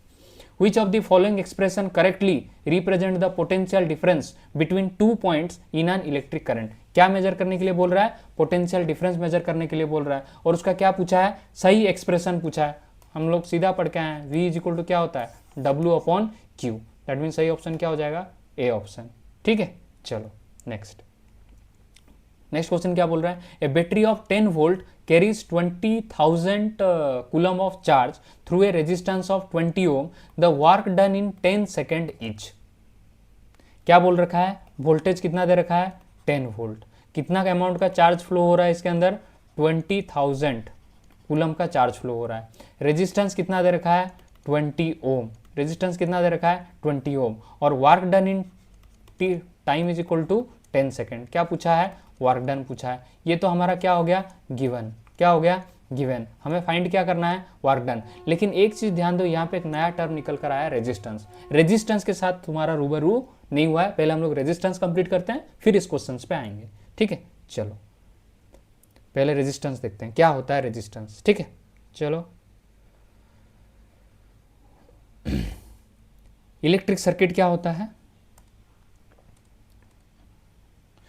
it is a closed continuous path. It is a closed continuous path, okay, consist of wires, bulb, switch etc. That means wire हो गए, बल्ब हो गया। ठीक है, इसके अंदर हम लोग क्या लगा दिए, एक पोटेंशियल डिफरेंस या फिर एनर्जी के लिए हम लोग क्या लगा दिए, बैटरी लगा दिए। इसके अंदर स्विच लगा दिए हैं। ठीक है, और इसके अंदर बहुत सारा चीज़ लगा सकते हैं, लेकिन जो बेसिक सा एक सर्किट बनता है, एक बल्ब हो, इसके अंदर कनेक्टिंग वायर्स हो, इलेक्ट्रिक सेल हो और उसके साथ क्या हो, स्विच हो, इसको हम लोग क्या बोलते हैं कि इलेक्ट्रिक सर्किट बोलते हैं। और इलेक्ट्रिक सर्किट कब कंप्लीट होता है, जब ये क्या होता है, क्लोज्ड। क्या होता है, क्लोज्ड। जब क्लोज्ड होता है तब जाकर क्या होता है, करंट फ्लो करता है, तब जाकर करंट क्या होता है, फ्लो करता है। अगर सर्किट ओपन होगा, ओपन होगा मतलब स्विच क्या है, ओपन कंडीशन मीन्स स्विच क्या होता है, of. Open condition means switch क्या होता है, ऑफ। दैट मीन्स करंट का फ्लो नहीं हो पाएगा, करंट का फ्लो नहीं हो पाएगा। क्लोज्ड मतलब क्या होता है, switch is on, switch is on. आया समझ में। चलो, ये सेल का हो गया रिप्रेजेंटेशन, ये बैटरी का रिप्रेजेंटेशन, ये ऑफ स्विच है। ऑफ स्विच है मतलब ये ऊपर उठा हुआ है, मतलब ये क्लोज्ड नहीं है, ये ओपन है। और मैं क्या बताया, ओपन स्विच का मतलब क्या होता है, स्विच क्या होता है, ऑफ होता है। ये बल्ब का रिप्रेजेंटेशन है और ये किसका रिप्रेजेंट है, रजिस्टर। सर रजिस्टर क्या होता है, रजिस्टर कुछ नहीं होता है, any device, any electrical device which consume some energy. एकदम बेसिक सा डेफिनेशन बता रहा हूं और मीनिंगफुल डेफिनेशन बता रहा हूं। आया समझ में। कोई भी एक कंपोनेंट ले लो, इलेक्ट्रिकल कंपोनेंट जो कुछ एनर्जी कंज्यूम करता हो, उसी को हम लोग क्या बोल देंगे, रेजिस्टर। कोई चीज अगर एनर्जी कंज्यूम कर रहा है, दैट मींस इलेक्ट्रिसिटी या फिर इलेक्ट्रिक करंट को क्या कर रहा है, अपोज कर रहा है, उस फ्लो को क्या कर रहा है, रेजिस्ट कर रहा है। जो उस फ्लो को रेजिस्ट कर रहा है एक सिंपल सा वायर है, सिंपल सा वायर में करंट जा रहा था, लेकिन उसके बीच में मैं लाकर एक बल्ब लगा देता हूं। दैट मींस बल्ब क्या कर रहा है, बीच में से क्या कर रहा है, इलेक्ट्रिसिटी को कंज्यूम कर रहा है या फिर इलेक्ट्रिकल एनर्जी को कंज्यूम कर रहा है। जो कुछ भी इलेक्ट्रिकल एनर्जी को कंज्यूम करें तो उसको हम लोग क्या बोल देंगे, रजिस्टर बोल देंगे। तो रजिस्टर का जो एक्चुअल डेफिनेशन है या फिर उसका जो एक्चुअल मैथमेटिकल एक्सप्रेशन है वो कौन दिए थे, ओम चाचा ने दिए थे। तो उन्होंने क्या लाया, ओम्स लॉ। क्या लेकर आया है, Ohm's law. So what is Ohm's law, देखो at constant temperature, Ohm's law क्या बोल रहा है, very important, Ohm's law very important. At constant temperature potential difference across two ends point of a conductor. ये लेट सपोज एक conductor है, ये conductor का जो एंड पॉइंट है, ये एंड पॉइंट क्या है, यहाँ पे लेट सपोज पोटेंशियल VA है और यहाँ पे पोटेंशियल है VB। क्या है, VP is directly proportional to current supplied, is directly proportional to current supplied. इसके अंदर जो करंट मूव करेगा वो किसके ऊपर डिपेंड करता है, इन दोनों का डिफरेंस के ऊपर डिपेंड करता है। दैट मीन्स डेल्टा V के ऊपर डिपेंड करता है। ऐसा समझ में। दैट मीन्स एक क्या होगा, हायर पोटेंशियल, एक क्या होगा, हायर पोटेंशियल। एक में पोटेंशियल हाई होगा, दैट मीन्स ये पॉजिटिव टर्मिनल है। एक में क्या होगा, लोअर पोटेंशियल होगा, एक में क्या होगा, लोअर पोटेंशियल होगा। लोअर पोटेंशियल मतलब ये क्या है, नेगेटिव टर्मिनल है। दैट मीन्स पॉजिटिव है, ये नेगेटिव है, तो करंट कहां से कहां मूव करेगा, पॉजिटिव टू नेगेटिव। तो एक हाई एंड और एक लो एंड बनाने का जरूरी है। ऐसा समझ में। तो जब हायर एंड और एक लोअर एंड बनेगा तब जाकर कौन फ्लो कर सकता है, इलेक्ट्रिसिटी या फिर इलेक्ट्रिक करंट फ्लो कर सकता है। लेकिन अगर दोनों एंड को मैं हाई कर दूंगा या फिर दोनों एंड को लो कर दूंगा तो कहां से कहां डिफ्यूजन होगा, हो पाएगा क्या, नहीं हो पाएगा। आया समझ में। वही चीज बोल रहा है कि जितना भी पोटेंशियल होगा, ये पोटेंशियल जितना ज्यादा होगा उतना ज्यादा क्या फ्लो करेगा, करंट फ्लो करेगा। That means V is directly proportional to I। और ये प्रोपोर्शनलिटी सिंबल को हटाने के लिए प्रोपोर्शनलिटी कांस्टेंट मल्टीप्लाई करना पड़ता है। तो प्रोपोर्शनलिटी कांस्टेंट कौन है, capital R, that is resistance, that is resistance. तो V इज इक्वल टू क्या है, V is equal to IR। तुम लोग याद रख सकते हो भीर, क्या याद रख सकते हो, भीर। भीर मतलब V is equal to IR, V is equal to IR। तो इसी से R का एक्सप्रेशन निकल कर क्या आता है, V upon I, V upon I। और ऐसा यूनिट ऑफ रेजिस्टेंस क्या है, ओम। ऐसा यूनिट ऑफ रेजिस्टेंस क्या है, ओम है। अच्छा, अगर मैं V को डबल कर दूंगा तो I भी क्या हो जाएगा, डबल। क्यों, क्योंकि इन दोनों के बीच में कैसा प्रोपोर्शनलिटी सिंबल है, डायरेक्टली प्रोपोर्शनल। अगर कोई भी दो क्वांटिटी डायरेक्टली प्रोपोर्शनल होते हैं तो फिजिकल क्वांटिटी क्या हो जाते हैं, एक दूसरे से डायरेक्टली इफेक्ट भी होते हैं। अगर मैं वोल्टेज को डबल करूंगा तो करंट भी डबल, अगर वोल्टेज को हाफ करूंगा तो करंट भी हाफ, अगर वोल्टेज को ट्रिपल करूंगा तो करंट भी ट्रिपल। ऐसा समझ में। क्यों, क्योंकि डायरेक्टली प्रोपोर्शनल है। अगर इनवर्सली प्रोपोर्शनल होता तो एक को डबल करता तो दूसरा क्या हो जाता, हाफ हो जाता। ऐसा समझ में। अगर कोई चीज इनवर्सली होता है that means A is inversely proportional to B। अगर इसको मैं बढ़ाऊंगा तो ये क्या कर जाएगा, घट जाएगा। लेकिन अगर A is directly proportional to B, अगर मैं A को बढ़ा रहा हूं दैट मींस B भी क्या होगा, बढ़ेगा। अगर मैं V को डबल कर रहा हूं दैट मींस I भी क्या हो जाएगा, डबल हो जाएगा। अगर मैं V को हाफ कर रहा हूं तो I भी क्या हो जाएगा, हाफ हो जाएगा। अगर मैं R को डबल कर रहा हूं, अगर रेजिस्टेंस को डबल कर रहा हूं तो I क्या हो जाएगा, हाफ हो जाएगा। क्यों, क्योंकि देखो R और I के बीच में कैसा प्रोपोर्शनलिटी है, इनवर्स प्रोपोर्शन है या फिर वो इनवर्सली रिलेटेड है। क्यों? क्योंकि क्या बोल रहा है, आर को डबल कर दोगे तो ये जो करंट है, करंट कैसा है, बाई में है, बाई में है, दैट मीन्स ये क्या हो जाएगा, हाफ हो जाएगा। तब जाकर एक दूसरे को क्या कर पाएंगे, बैलेंस कर पाएंगे। और इसमें जो वी आई ग्राफ होता है, ये वोल्टेज और पोटेंशियल और करंट का जो ग्राफ है, ये ग्राफ क्या बताता है, एक स्लोप देता है। और वो जो स्लोप होता है, स्लोप का नेचर कैसा होता है, एक स्ट्रेट लाइन होता है। क्या होता है, स्ट्रेट लाइन होता है। और ये स्ट्रेट लाइन क्या देता है, रेजिस्टेंस बताता है। वी आई का ग्राफ का स्लोप क्या बताता है, रेजिस्टेंस बताता है, विच इज वेरी इंपॉर्टेंट और बहुत बार बहुत सारे कॉम्पिटेटिव एग्जाम्स में पूछे जा चुके हैं। वी आई का ग्राफ क्या पूछता है, वी आई का ग्राफ का स्लोप क्या देता है, रेजिस्टेंस देता है। और ये रेजिस्टेंस का जो एसआई यूनिट होता है क्या होता है, ओम होता है। क्लियर यहां तक? आगे चलते हैं। आगे किसके बारे में बात करेंगे, यही इसी के बारे में बात करना है हम लोग को। Factors affecting resistance. रेजिस्टेंस को कौन कौन अफेक्ट करते हैं, देखो ये कंडक्टर हो गया, ये जो कंडक्टर हो गया, कंडक्टर का कुछ लेंथ एल होगा, ये सर इस लेंथ एल है। ये जो एरिया है, इस एरिया को हम लोग क्या बोल देंगे, एरिया ऑफ क्रॉस सेक्शन, या फिर इसको हम लोग क्या बोलते हैं, कैपिटल ए। लेट सपोज एक वायर है, ये एक वायर है, ये वायर का जो लेंथ है, इसको हम लोग लेंथ बोलेंगे। लेकिन अगर मैं इसको ट्रांसवर्सली से कट कर दूंगा, इसको कट कर दूंगा, तो एक एरिया निकल कर आएगा, एक सर्कुलर सा एरिया निकल कर आएगा। और उस पर्टिकुलर सर्कुलर का एरिया को हम लोग क्या बोलते हैं, area of cross section. That means ये जो रेजिस्टेंस है, resistance is directly proportional to length of the conductor. ये लेंथ ऑफ द कंडक्टर के साथ कैसे प्रोपोर्शनल है, डायरेक्टली। दैट मीन्स अगर रेजिस्टेंस डबल होगा, अगर रेजिस्टेंस डबल होगा, अगर लेंथ डबल होगा, अगर लेंथ डबल होगा तो रेजिस्टेंस भी क्या हो जाएगा, डबल हो जाएगा। अगर लेंथ हाफ हो जाएगा, लेंथ अगर कम कर देंगे तो रेजिस्टेंस भी क्या हो जाएगा, कम हो जाएगा। एरिया ऑफ क्रॉस सेक्शन के साथ कैसे प्रोपोर्शनल है, inversely proportional. Resistance is inversely proportional to area of cross section. That means area of cross section अगर बढ़ेगा तो रेजिस्टेंस क्या हो जाएगा, घट जाएगा। इसका रियल फील देता हूं, देखो जितना लंबा वायर होगा, जितना लंबा वायर होगा, उतना ज्यादा देर तक इलेक्ट्रॉन को क्या करना पड़ेगा, मूव करना पड़ेगा। दैट मीन्स इलेक्ट्रॉन जितना देर तक मूव करेगा, वो एक दूसरे के साथ क्या करेंगे, टकराएंगे, एक दूसरे के साथ क्या करेंगे, कोलाइड करेंगे। क्या करेंगे, कोलाइड करेंगे या फिर कोलिजन करेंगे। और जितना ज्यादा कोलिजन करेंगे, उतना क्या प्रोड्यूस होगा, हिंड्रेंस प्रोड्यूस होगा। क्या प्रोड्यूस होगा, हिंड्रेंस। हिंड्रेंस मतलब कुछ नहीं, रुकावट, रोक रहा है कोई, आया समझ में। ये अपने अपने अंदर फाइट कर रहे हैं। जितना लंबा वायर होगा, उतना लंबा वायर तो कवर तो करना है, लेकिन उतना ज्यादा क्या प्रोड्यूस हो जाएगा, रेजिस्टेंस प्रोड्यूस हो जाएगा। आया समझ में? अच्छा, उसके बाद क्या बोल रहा है, resistance is inversely proportional to area of cross section A. इसका मतलब क्या है, लेट सपोज एक पतला वायर था, लेकिन अभी एक मोटू सा वायर लेकर आया हूं। क्या लेकर आया हूं, मोटू सा वायर। दैट मीन्स यहां पे मैंने क्या कर दिया, एरिया ऑफ क्रॉस सेक्शन को बढ़ा दिया। लेट सपोज यहां पे 3 इलेक्ट्रॉन जा रहे थे, लेकिन एक दूसरे के साथ क्या कर रहे थे, धक्का मुक्की कर रहे थे।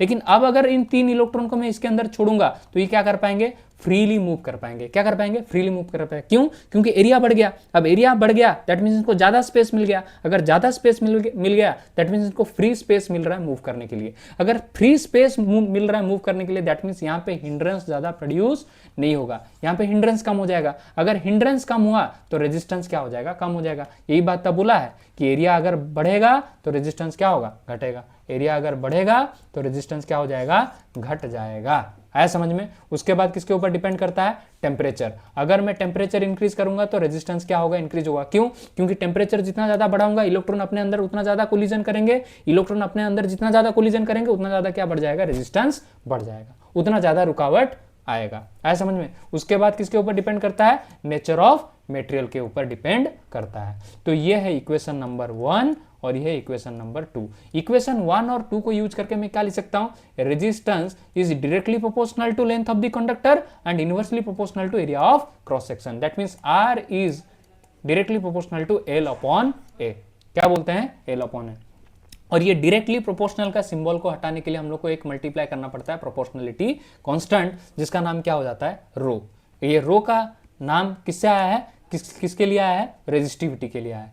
ये R किसको बोलते हैं, रो। और रो किसके लिए आया है, रेजिस्टिविटी के लिए आया है। And resistivity is the nature और प्रॉपर्टी ऑफ ए मटेरियल, और प्रॉपर्टी ऑफ ए मटेरियल। क्यों बोला हूं, इसका मीनिंग तुम्हें बाद में समझ में आएगा, अभी जस्ट मैं बताऊंगा। रेजिस्टिविटी क्या है, एक मटेरियल का प्रॉपर्टी है। फॉर एग्जांपल आयरन को तोड़ दो, इसका एरिया बढ़ा दो, लेंथ बढ़ा दो, घटा दो, कुछ भी करो, रेजिस्टिविटी आज जितना था कल भी उतना ही रहेगा।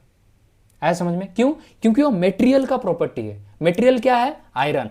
ये क्या मुझे बताओ, ये Fe के जो एटम्स हैं ये चेंज हो जाएंगे क्या, अगर ये एक आयरन का टुकड़ा है, इसको मैं दो टुकड़ों में तोड़ देता हूं, तो यहाँ पे भी आयरन के एटम्स होंगे और यहाँ पे भी आयरन के एटम्स होंगे। दैट मीन्स ये किसके ऊपर डिपेंड करता है? Property of a material. इसका भी प्रॉपर्टी में क्या है? अब भी Fe है, तोड़ने के बाद अब भी क्या है? Fe है। दैट मीन्स इन लोगों का रेजिस्टिविटी क्या रहेगा? सेम रहेगा। तो ये जो रेजिस्टिविटी होता है ये ऑलवेज क्या होता है? कांस्टेंट होता है। ये ऑलवेज क्या होता है? कांस्टेंट होता है। ये लेंथ ऑफ द कंडक्टर या फिर एरिया ऑफ क्रॉस सेक्शन के ऊपर डिपेंड नहीं करता है। तो ये जो होता है इंपॉर्टेंट फॉर्मूला है, R इज इक्वल टू क्या निकल कर आया? R is equal to rho L upon A। और ये जो रो है, ये रो का ऐसा यूनिट क्या है? ओम मीटर है। कैसे निकल कर आया? देखो मैं बता रहा हूँ, रो का ऐसा यूनिट ओम मीटर कैसे हुआ। चलो डिस्कस करते हैं। क्या बोल रहा हूँ मैं? R इज इक्वल टू क्या है? R is equal to rho L upon A। और ये जो रो है क्या है? रेजिस्टिविटी। मुझे रेजिस्टिविटी का ऐसा यूनिट फाइंड करना है, तो मैं क्या करूंगा? क्रिस क्रॉस मल्टीप्लाई करूंगा। दैट मीन्स रो L तो है is equal to R multiplied by A लिख सकता हूं, क्योंकि ये एक दूसरे के साथ क्या हो जाएंगे? मल्टीप्लाई। अब मुझे किसका ऐसा यूनिट चाहिए? रो का ऐसा यूनिट चाहिए, तो रो को रखूंगा is equal to R into A लिखूंगा। ये इसके L इसके साथ क्या है? मल्टीप्लाइड, तो इसके नीचे जाएगा तो क्या हो जाएगा? डिवाइड। मुझे बताओ रेजिस्टेंस का ऐसा यूनिट क्या है? Ohm multiplied by area of cross section का ऐसा यूनिट क्या होता है? कोई भी एरिया हो जाए उसका ऐसा यूनिट क्या होता है? Metre square. क्या होता है? Metre square. फॉर एग्जांपल एक स्क्वायर है, ये स्क्वायर का साइड A है, ये स्क्वायर का साइड A है, A मीटर है, ये भी A मीटर है, तो दोनों का एरिया क्या निकल कर आएगा? A square metre square. That means ऐसा यूनिट क्या आया? मीटर स्क्वायर आया। सर्कल में भी ले लो, रेडियस का स्क्वायर मतलब क्या आएगा? मीटर स्क्वायर आएगा। दैट मीन्स ओम, और यहाँ पे क्या हो जाएगा? मीटर स्क्वायर डिवाइडेड बाय ये जो लेंथ है, लेंथ का ऐसा यूनिट क्या होता है? मीटर होता है। एक मीटर से एक मीटर स्क्वायर कैंसिल, तो क्या निकल कर आया? Ohm metre. दैट मीन्स ऐसा unit of resistivity is ohm metre. Clear? यहां तक क्लियर? चलो, तो सर मुझे बताइए, आप तो बोले कि रेजिस्टेंस जो है, ये रेजिस्टेंस किसके किसके ऊपर डिपेंड करता है? और एक बात याद रखो, resistance depends upon directly proportional to length of the conductor and resistance is inversely proportional to area of cross section. और रेजिस्टेंस किसके ऊपर डिपेंड करता है? टेम्परेचर के साथ डायरेक्टली प्रोपोर्शनल होता है। और किसके ऊपर डिपेंड करता है? Nature of material, nature of material. लेकिन ये जो रेजिस्टिविटी है, ये क्या है? रेजिस्टेंस। ये क्या है? रेजिस्टेंस। याद रखना, रेजिस्टेंस क्या है? माई बाप। रेजिस्टेंस क्या है? माई बाप। और इस माई बाप का जो बच्चा है वो कौन है? रेजिस्टिविटी। कौन है? रेजिस्टिविटी। और ये जो रेजिस्टिविटी है, ये रेजिस्टिविटी किसके किसके ऊपर डिपेंड करता है? अगर ये 4 फैक्टर के ऊपर डिपेंड कर रहा है, तो ये कितने फैक्टर के ऊपर डिपेंड करेगा? 2 ही फैक्टर के ऊपर डिपेंड करेगा। वो सिर्फ और सिर्फ क्या है? एक तो है टेम्परेचर, दूसरा क्या है? Nature of material. Nature of material. ये कभी भी याद रखना, ये कभी भी एरिया के ऊपर डिपेंड नहीं करेगा और कभी भी लेंथ के ऊपर डिपेंड नहीं करेगा। रेजिस्टिविटी ऑलवेज क्या होता है? एक कांस्टेंट वैल्यू होता है। क्या होता है? एक कांस्टेंट वैल्यू होता है। आ जाएगा समझ में? रेजिस्टेंस किसके ऊपर डिपेंड करता है? 4 फैक्टर के ऊपर डिपेंड करता है। लेंथ के ऊपर डिपेंड करता है, एरिया ऑफ क्रॉस सेक्शन के ऊपर डिपेंड करता है, टेम्परेचर के ऊपर डिपेंड करता है और नेचर ऑफ मटेरियल के ऊपर डिपेंड करता है। लेकिन रेजिस्टिविटी उसका क्या है? बच्चा है। तो वो किसके ऊपर डिपेंड करेगा? सिर्फ 2 ही फैक्टर के ऊपर डिपेंड करेगा, जो सबसे नीचे वाला है। एक तो है टेम्परेचर, दूसरा क्या है? Nature of material. क्लियर? चलो आगे बढ़ते हैं। आगे बढ़ेंगे, आगे बढ़ने से पहले कुछ क्वेश्चन हम लोग पीछे छोड़ के आए हैं, उसको सॉल्व करते हैं। चलो ये वाला क्वेश्चन करते हैं। क्या बोल रहा है? बोल रहा है battery of 10 volt carries 20,000 coulomb of charge through a resistance of 20 ohm. The work done in 10 second each. किसके बारे में पूछ रहा है? Work done. वर्क डन का फॉर्मूला क्या होता है मुझे बताओ? ये जो वर्क डन है, ये जो वर्क डन है, इसका फॉर्मूला क्या है बताओ मुझे? इसका फॉर्मूला कहाँ से आया है? वोल्टेज से आया है। V इज इक्वल टू क्या होता है? W upon Q. V is equal to W upon Q. आया समझ में? और हमें क्या क्या पूछा है? वर्क डन निकालने पूछा है। That means W is equal to क्या हो जाएगा? V multiplied by Q. V का वैल्यू मुझे पता है क्या? 10 वोल्ट पता है। Q का वैल्यू मुझे पता है क्या? 20,000 पता है। कितना पता है? 20,000 कूलम पता है। और क्या 20 ओम का जरूरत आया? नहीं। क्या 10 सेकंड का जरूरत आया? नहीं। तो सीधा का सीधा आंसर कितना है? 2 0 0 0 0 0। That means 2 multiplied by 10 to the power 4 और आंसर किस में आएगा? जूल। ऐसा कहीं पे ऑप्शन है? Option number C. तो सर ये जो रेजिस्टेंस है और टाइम क्यों दे रखा था? ये तुम्हें गुमराह करने के लिए दे रखा था, इसका कोई यूज नहीं था। कभी कभार फिजिक्स में ऐसे ही होता है, ऐसे ही डाटा दे देगा, यूं ही एम ही दे देगा और तुम्हें पूछ लेगा सीधा क्या? Work done. आया समझ में? तो तुम्हें सॉल्व करना है, जितना चाहिए उतने को यूज करो। चलो नेक्स्ट क्या पूछा है? नेक्स्ट पूछा है the 2 points at different potential are connected across end of a conductor, the electric current flows through it from the point. कहाँ से कहाँ फ्लो करता है, बार बार बोल रहा हूँ, higher potential to lower potential. कहाँ पे लिख रखा है, higher potential to lower potential, lower potential to higher potential, गलत। Zero potential to some potential, गलत। जीरो पोटेंशियल, 0 वोल्ट से कुछ पोटेंशियल हो ही नहीं सकता, कैन नॉट से, क्यों नहीं बोल सकते हैं, गलत। सही ऑप्शन क्या हो जाएगा, option number A, higher potential to lower potential. Clear. Positive to current कहाँ से कहाँ मूव करता है, पॉजिटिव टू नेगेटिव ही फ्लो करता है।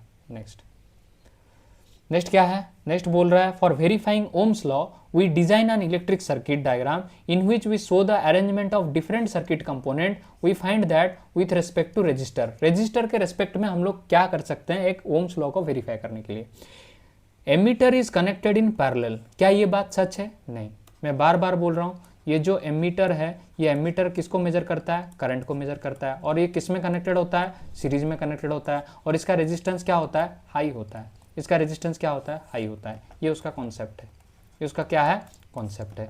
उसके बाद वोल्ट मीटर जो है, ये जो वोल्ट मीटर है, ये वोल्ट मीटर क्या होता है, वी होता है। ये किस में कनेक्टेड होता है, पैरेलल में कनेक्टेड होता है, और इसमें क्या है, रेजिस्टेंस क्या होता है, लो होता है। सर कैसे याद रखें, देखो एमीटर में कहीं पे एल है क्या, एल है क्या, नहीं है। अगर एल नहीं है दैट मीन्स ये किसके साथ रहेगा, सीरीज के साथ। वोल्ट मीटर में देखो एक यहाँ पे एल है, अगर ये एल है दैट मीन्स पैरेलल में भी क्या है, बहुत सारे एल हैं। तो ऐसे याद रख सकते हो, वोल्ट मीटर किसके साथ रहेगा, पैरेलल कनेक्शन में रहेगा, और इसका रेजिस्टेंस कैसा रहेगा, लो रहेगा, एल एल एंड एल।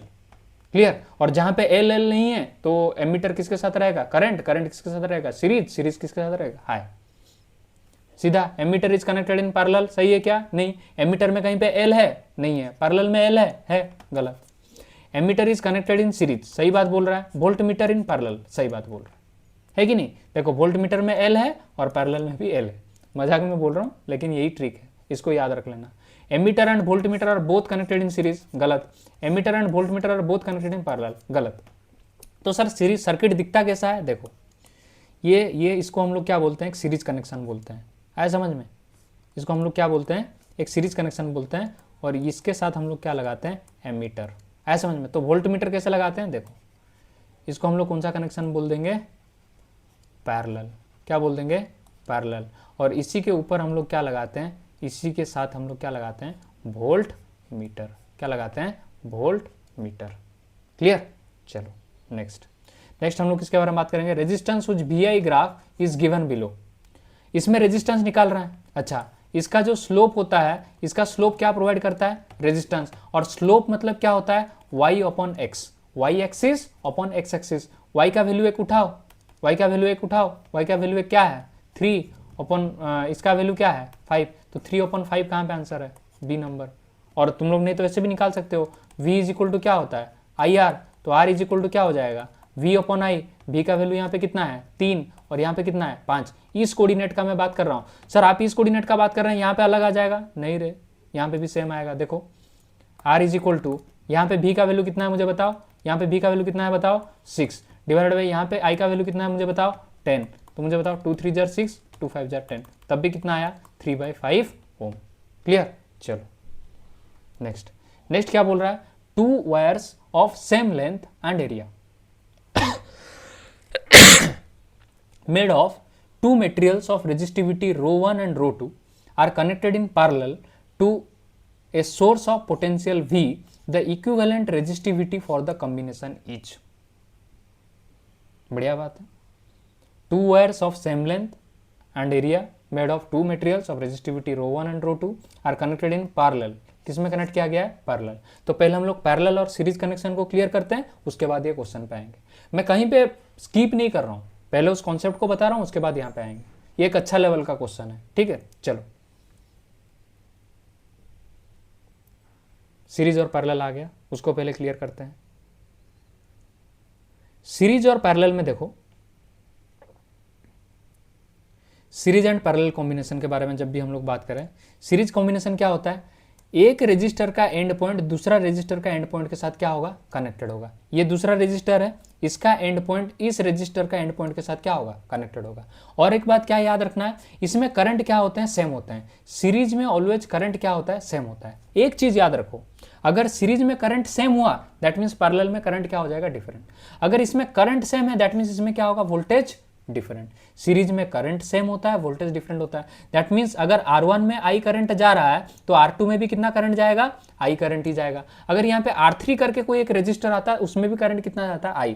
लेकिन ये जो पोटेंशियल V है ये क्या होता है, हर रजिस्टर में डिवाइड हो जाता है। अगर इसमें V1 होगा तो इसमें क्या हो जाएगा, V2, और V1 प्लस V2 टोटल कितना हो जाएंगे, V हो जाएंगे। क्योंकि मैं जितना पोटेंशियल प्रोवाइड करूंगा उन दोनों का इंडिविजुअल सम इसके साथ क्या होगा, इक्वल होगा। है समझ में, यही पोटेंशियल इन दोनों में डिवाइड हुआ है। लेकिन करंट यहां से जितना जनरेट हुआ होगा वो करंट R1 में भी उतना जाएगा और R2 में भी उतना ही जाएगा। ये सीरीज कनेक्शन के बारे में याद रखना है। और R इक्विवेलेंट का फॉर्मूला क्या है सीरीज कॉम्बिनेशन के लिए, R equivalent is equal to R1 plus R2 होता है। इसका डेरिवेशन तुम्हारा कोई काम का नहीं है और करना भी नहीं है, बोलोगे तो कर दूंगा लेकिन चाहिए नहीं, इसलिए मैं स्किप कर रहा हूं, ठीक है। चलो नेक्स्ट क्या है, नेक्स्ट क्या है, पैरेलल कॉम्बिनेशन। पैरेलल कॉम्बिनेशन में क्या होता है, सारे रजिस्टर का एक कॉमन पॉइंट होता है। सारे रजिस्टर का क्या होता है, एक कॉमन पॉइंट होता है। आए समझ में, ये सारे रजिस्टर का क्या है, कॉमन पॉइंट है। आए समझ में, सर कॉमन पॉइंट तो दिख नहीं रहा है। अरे देखो इसको अगर ऐसे कर दूंगा तो ये कॉमन पॉइंट दिखा अभी, है कि नहीं। अब सारे के सारे क्या हो गए, कॉमन पॉइंट हो गए। अगर यहाँ पे पोटेंशियल V है तो यहाँ पे भी पोटेंशियल V होगा और यहाँ पे भी पोटेंशियल V होगा। दैट मीन्स यहाँ पे वोल्टेज सेम होते हैं लेकिन करंट क्या होता है, डिफरेंट। तुम एक चीज याद रखो, सीरीज में करंट सेम होता है तो करंट यहाँ पे क्या हो जाएगा, डिफरेंट। और जहाँ पे करंट डिफरेंट होता है वहाँ पे वोल्टेज क्या होगा, सेम। पैरेलल में याद रखो वोल्टेज क्या होगा, सेम। अगर पैरेलल में वोल्टेज सेम होता है याद रखोगे बहुत सारा क्वेश्चन सॉल्व होगा। यहाँ पे हर रजिस्टर में पोटेंशियल ड्रॉप क्या होगा, सेम।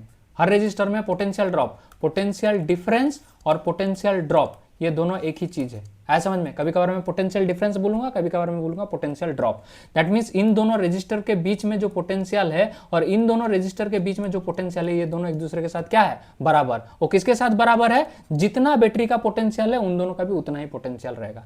और ये जो पूरा हमारा डोमेस्टिक वायरिंग होता है वो किसके बेसिस पे होता है, पैरेलल कनेक्शन के बेसिस पे होता है। क्यों, क्योंकि सो दैट कि हमारा जो बल्ब है मैक्सिमम ब्राइटनेस दे, क्या दे, मैक्सिमम ब्राइटनेस। क्यों, क्योंकि सभी को क्या मिल रहा है, इक्वल वोल्टेज। अगर सभी को इक्वल वोल्टेज मिलेगा तो सभी एफिशिएंटली काम कर पाएंगे। लेकिन सीरीज में देखो सबको क्या मिल रहा है, अलग अलग वोल्टेज। अगर सबको अलग अलग वोल्टेज मिलेगा तो अलग अलग रेटिंग पे काम करेंगे, उनका एफिशिएंसी क्या हो जाएगा, अलग अलग हो जाएगा। है समझ में। और इसका फॉर्मूला क्या होता है, पैरेलल कनेक्शन में रेजिस्टेंस का, इक्विवेलेंट रेजिस्टेंस का फॉर्मूला क्या होता है, 1/R equivalent is equal to 1/R1 plus 1/R2।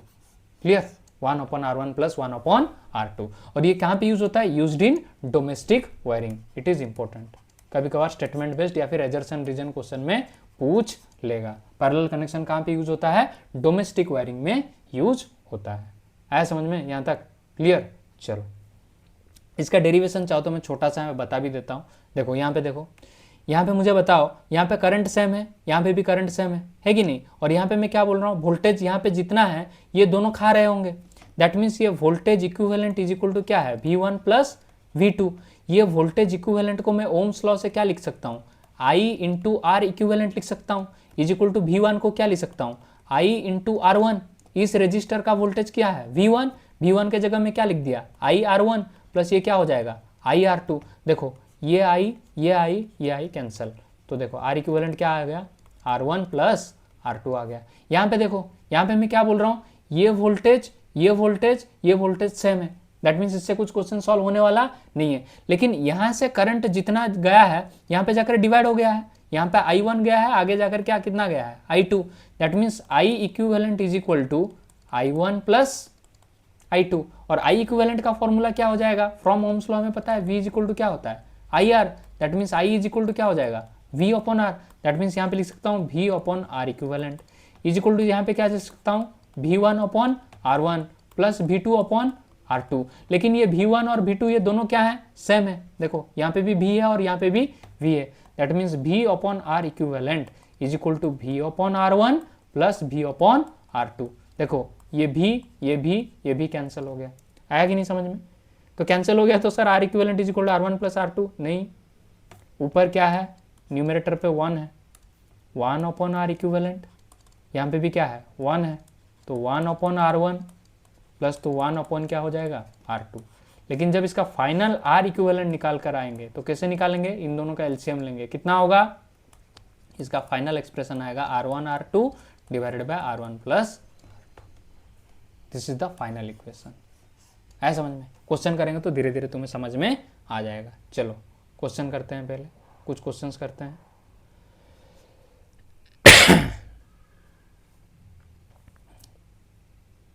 यहां से हम लोग स्टार्ट करेंगे, एक इजी क्वेश्चन करते हैं, उसके बाद यहाँ पे आते हैं।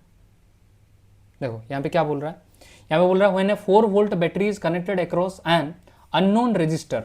अच्छा, एक कोई अननोन रजिस्टर है, ठीक है, इसके साथ हम लोग कितना वोल्ट का बैटरी लगाए हैं, 4 वोल्ट का बैटरी लगाए हैं, ये अननोन रजिस्टर आर है, करंट कितना इसमें फ्लो कर रहा है, 100 मिली एम्पियर, ठीक है।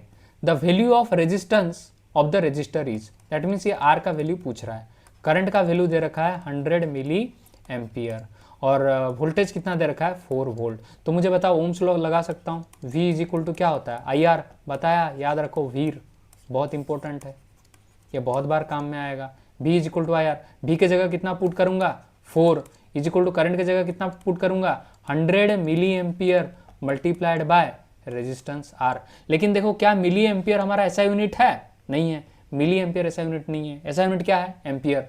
दैट मीन्स 1 मिली एम्पियर को हम लोग को किस में कन्वर्ट करना होगा, एम्पियर में, तो उसके साथ कितना मल्टीप्लाई करते हैं हम लोग 10 to the power -3। That means 4 is equal to 100 multiplied by 10 to the power -3 ampere into resistance. आया समझ में? तो रेजिस्टेंस कितना हो जाएगा 4 डिवाइडेड बाय ये 100 इंटू 10 टू द पावर -3 कितना होगा मुझे बताओ, 100 10 टू द पावर 3 मतलब इसके साथ 1000 डिवाइड हो जाएगा, तो 2 0 कैंसिल, दैट मीन्स 1/10। तो इसके नीचे कितना लिखूंगा मुझे बताओ, 1/10, तो 10 ऊपर जाएगा तो मल्टीप्लाई हो जाएगा, दैट मीन्स कितना हो जाएगा 40 ओम। 40 ओम दे रखा है क्या, यस सर, आंसर क्या हो जाएगा बी। क्लियर? चलो ये क्वेश्चन देख लो, ये cylindrical conductor of length L, अच्छा डायग्राम ड्रॉ करते हैं, मजा आएगा। ये सिलिंड्रिकल कंडक्टर है, इसका लेंथ कितना दे रखा है एल, ठीक है, and uniform area of cross section ए, ये जो क्रॉस सेक्शन एरिया है, ये जो क्रॉस सेक्शन एरिया है, ये क्रॉस सेक्शन एरिया कितना दे रखा है ए, हैज रेजिस्टेंस आर, कितना रेजिस्टेंस है R. Another conductor of length 2.5 L, देखो अब कंडक्टर का लेंथ को बढ़ा दिया तो कितना कर दिया 2.5 एल कर दिया है, रेजिस्टेंस कितना कर दिया है 0.5 आर कर दिया है, of the same material. Same material का मतलब क्या होता है, सेम मटेरियल का मतलब होता है इसका रेजिस्टिविटी अगर रो है तो इसका रेजिस्टिविटी भी क्या है रो। क्यों? क्योंकि सेम मटेरियल मतलब अगर ये आयरन है, आयरन किससे बना हुआ है, Fe एटम से बना हुआ है, तो ये आयरन भी किससे बना होगा, Fe atom. That means Fe atom का प्रॉपर्टी चेंज हुआ क्या मुझे बताओ, नहीं होगा, है कि नहीं। दैट मीन्स अगर दोनों एटम सेम है तो रेजिस्टिविटी भी क्या होगा, सेम होगा, उसी का मीनिंग होता है सेम मटेरियल, ये मटेरियल का फील है।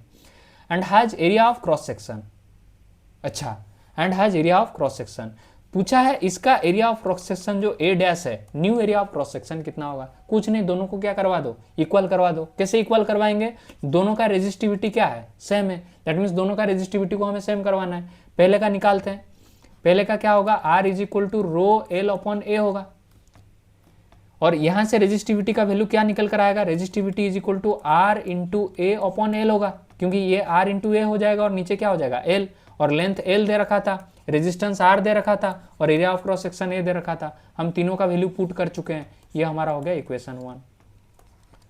इसका रो में क्या होगा, यहाँ पे आर कितना दे रखा है 0.5 R multiplied by area of cross section पता है क्या, नहीं पता है, तो नहीं पता है तो ए डैश डिवाइडेड बाय एल का वैल्यू कितना दे रखा है 2.5 एल।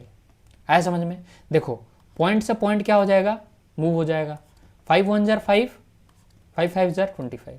आया समझ में? तो कितना आया R into A dash upon 5 L. आया समझ में? लेकिन ये किसके बराबर है, रेजिस्टिविटी के बराबर है। और हम लोग अभी जस्ट क्या पढ़ रखे हैं, R into A upon L किसके बराबर होता है, रेजिस्टिविटी के बराबर होता है। हमें पूछा क्या है, new area of cross section पूछा है। दैट मीन्स यहां पे जो new area of cross section है इसको हम लोग को किसके साथ बराबर करवाना है, रो के साथ, ठीक है। R into A dash upon 5 L is equal to rho, और यहां पे कितना आ रखा है rho is equal to R into A upon L. तो R into A upon L को हम लोग क्या लिख सकते हैं, रो। अच्छा, इसको हम लोग इस एरिया के साथ लाना है, ए डैश को इसके साथ बराबर करना है। चलो, अगर यहाँ पे 2.5 एल हो चुका है, ये 0.5 आर हो चुका है, तो ए डैश हमें फाइंड करना है। एक मिनट, नीचे चलते हैं, थोड़ा pen R is equal to कितना है, रो एल अपॉन ए। तो यहाँ पे ए का वैल्यू कितना निकल कर आया, यहाँ पे एल का वैल्यू कितना निकल कर आएगा, रो एल अपॉन आर। ये जो रो एल अपॉन आर यहाँ पे है, इसको इसके साथ सब्स्टिट्यूट करवाना है। तो ए डैश इज इक्वल टू क्या हो जाएगा, ए डैश इज इक्वल टू क्या हो जाएगा मुझे बताओ, ए डैश हो जाएगा 5L रो अपॉन आर। और एल रो अपॉन आर किसके साथ बराबर है, ए के साथ बराबर है। That means A dash is equal to इसके साथ मैं सब्स्टिट्यूट कर सकता हूँ। देखो ये दोनों सेम है, और ये किसके साथ बराबर है, ए के साथ बराबर। दैट मीन्स ए को लाकर यहाँ पे मैं पुट कर सकता हूँ। दैट मीन्स क्या हो जाएगा, 5 पे। आया समझ में? चलो, इसका आंसर क्या हो जाएगा, 5 पे दे रखा है ऑप्शन में। यस, क्या हो जाएगा आंसर, 5 पे। ये थोड़ा जो रेशियो वाला क्वेश्चन है, ये ट्रिकी होता है, और ये तुम्हें अच्छे से करना होगा। आया समझ में? चलो नेक्स्ट ये क्वेश्चन करते हैं, और क्लैरिटी आएगा। A figure below, the figure below, थोड़ा छोटा करते हैं इसको।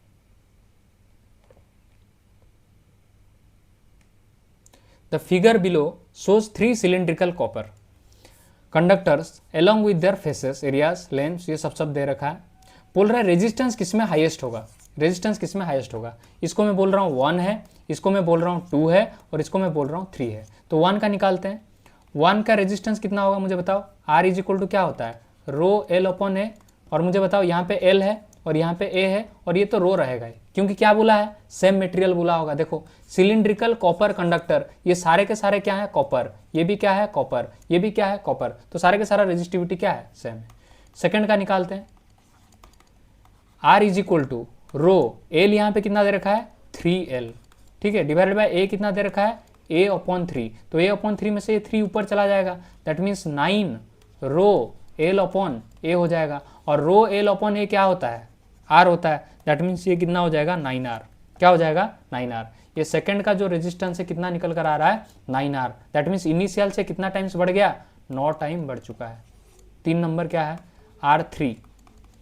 रो एल के जगह कितना डालेंगे, एल अपॉन 3 डिवाइडेड बाई ए के जगह पे कितना डालेंगे, 3A। आया समझ में? उसके बाद चेक करते हैं। रो ए 3 को नीचे ले आएंगे तो क्या हो जाएगा, 9A। और रो एल अपॉन ए क्या होता है, क्या होता है, रेजिस्टेंस होता है। दैट मीन्स ये क्या हो जाएगा, R/9। तो सबसे क्या पूछा है, हाईएस्ट किस में है, हाईएस्ट किस में है, सेकंड में है। तो सेकंड कौन सा वाला हो गया, ये ऑप्शन क्या हो जाएगा, बी। ये क्या है, हाईएस्ट है। आया समझ में? जस्ट कंपेयर करो, ये रो एल अपॉन ए किसके साथ बराबर था, आर। तो ये आर का वैल्यू को लेकर मैं यहाँ पे सब्स्टिट्यूट कर दिया, इसको हटाया, यहाँ पे क्या लिख दिया, आर। ये इसको हटाया, क्या लिख दिया, आर। और सबसे लोएस्ट किस में है, थर्ड में क्या होगा, लोएस्ट। क्या होगा, लोएस्ट। अगर ऑर्डर पूछेगा तो लिख पाएंगे, यस। पहले होगा थर्ड, उसके बाद होगा 1, उसके बाद होगा 2। This is the order of resistance, this is the order of resistance. Next question देखते हैं। The value of specific resistance depends upon. Specific resistance का मतलब क्या है, रो। और रो का वैल्यू किसके ऊपर डिपेंड करता है, मैं 2 चीज बताया था। माई बाप कौन होता है, रेजिस्टेंस। रेजिस्टेंस किसके ऊपर डिपेंड कर रहा है, लेंथ के ऊपर। और किसके ऊपर, एरिया ऑफ क्रॉस सेक्शन के ऊपर। और किसके ऊपर, टेम्परेचर के ऊपर। और किसके ऊपर, नेचर ऑफ मटेरियल के ऊपर, नेचर ऑफ मटेरियल के ऊपर। लेकिन ये जो रो है, रो इसका क्या है, बच्चा है। तो दैट मीन्स ये नीचे के 2 के ऊपर डिपेंड करता है, ऊपर के 2 के ऊपर डिपेंड नहीं करता है। कौन, रेजिस्टिविटी। दैट मीन्स यहाँ पे क्या लिख दूंगा, टेम्परेचर और नेचर ऑफ मटेरियल। और ऑप्शन में कहीं पे अगर ये दोनों चीज दिख गया, उसके ऊपर टिक लगाना है। लेंथ ऑफ द कंडक्टर गलत, एरिया ऑफ कंडक्टर गलत, नेचर ऑफ मटेरियल सही। ऑप्शन क्या हो जाएगा, सी। कॉन्सेप्चुअली तुम्हारा क्लियर होना चाहिए, नहीं तो नहीं कर पाओगे। यहाँ पे देखो क्या पूछा है, a boy records 4000 joule of work. क्या पूछा है, 4000 जूल ऑफ वर्क। वर्क कितना दे रखा है, 4000 joule. Is required to transfer 10 coulomb of charge. Charge कितना दे रखा है, 10 coulomb charge between 2 points of a resistor 50 ohm. Resistance कितना दे रखा है 50 ओम। पूछा क्या है करंट पासिंग थ्रू इट, क्या पूछ रहा है आई पूछ रहा है, आया समझ में। तो हमें पता है आई इज इक्वल टू क्या होता है Q upon T, I is equal to क्या होता है क्यू अपॉन टी। लेकिन क्या मुझे टी का वैल्यू पता है, नहीं पता है, टी का वैल्यू मुझे पता नहीं है, तो निकलेगा कैसे, चलो देखते हैं। लेकिन मुझे एक बात पता है v इज इक्वल टू क्या होता है W अपॉन क्यू, आया समझ में, v is equal to W upon Q. और मुझे इससे और एक बात पता है v इज इक्वल टू होता है I R, v is equal to I R. That means यहाँ पे मुझे W का वैल्यू पता है क्या, ये सर पता है 4000 है, डिवाइडेड बाय चार्ज का वैल्यू पता है क्या, ये सर मुझे पता है 10 कूलम दे रखा है, एक जीरो से एक जीरो कैंसल, v कितना आएगा 400 वोल्ट। तो इसको लेकर कहाँ पे पुट करना है, यहाँ पे 400 volt is equal to current का वैल्यू मुझे पता है क्या, नहीं पता है। रेजिस्टेंस का वैल्यू पता है क्या, ये सर पता है 50 ओम। तो करंट का वैल्यू कितना आएगा 400 अपॉन 50, जीरो से जीरो कैंसल, 5 1 जार 5, 5 8 जार 40, तो आई कितना आया 8 एम्पियर, कितना आया 8 एम्पियर। आया समझ में, धीरे धीरे सब कुछ सही लगेगा, मतलब एक एक कॉन्सेप्ट हम लोग क्लियर कर चुके हैं और हर एक चीज़ के ऊपर हम लोग क्वेश्चन करते जा रहे हैं। मैं बताया था लास्ट में ये वाला क्वेश्चन कराऊंगा, देखो 2 wires of same length and area made of 2 materials. अच्छा दोनों मटेरियल भी अलग अलग हैं, रेजिस्टिविटी R1 है, दूसरे का है R2, rho 1 and rho 2 are connected in parallel. Parallel मतलब क्या है, देखो ये एक मटेरियल है, ये एक मटेरियल है, ये दोनों कैसे कनेक्टेड है, पैरेलली कनेक्टेड है, और ये रो 1 है और ये रो 2 है, और इनका लेंथ कितना है L है, क्या है L, और एरिया ऑफ क्रॉस सेक्शन दोनों का सेम है। अगर ये A है तो ये क्या हो जाएगा, ये भी A है, ऐसा समझ में। लेकिन कनेक्शन कैसे हुआ है, पैरेलल, कैसा हुआ है पैरेलल, क्लियर। अच्छा the equivalent resistivity for the combination is, equivalent resistivity पूछा है, तो इक्विवेलेंट रेजिस्टिविटी निकालने के लिए मुझे क्या फाइंड करना होगा, equivalent resistance. Equivalent resistance in parallel का फॉर्मूला क्या है, 1 upon R equivalent is equal to 1 upon R1 plus 1 upon R2,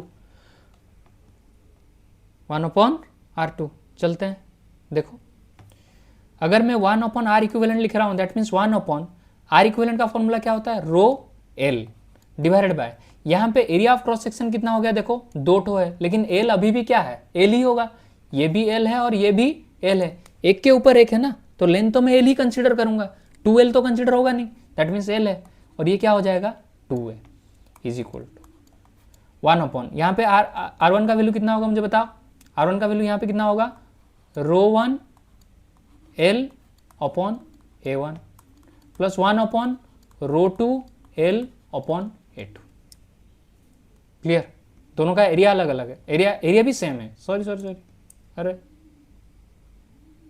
area भी सेम है, एरिया को कोई अलग अलग करने का कोई जरूरत नहीं, दैट मीन्स ये भी A है और ये भी क्या है A है।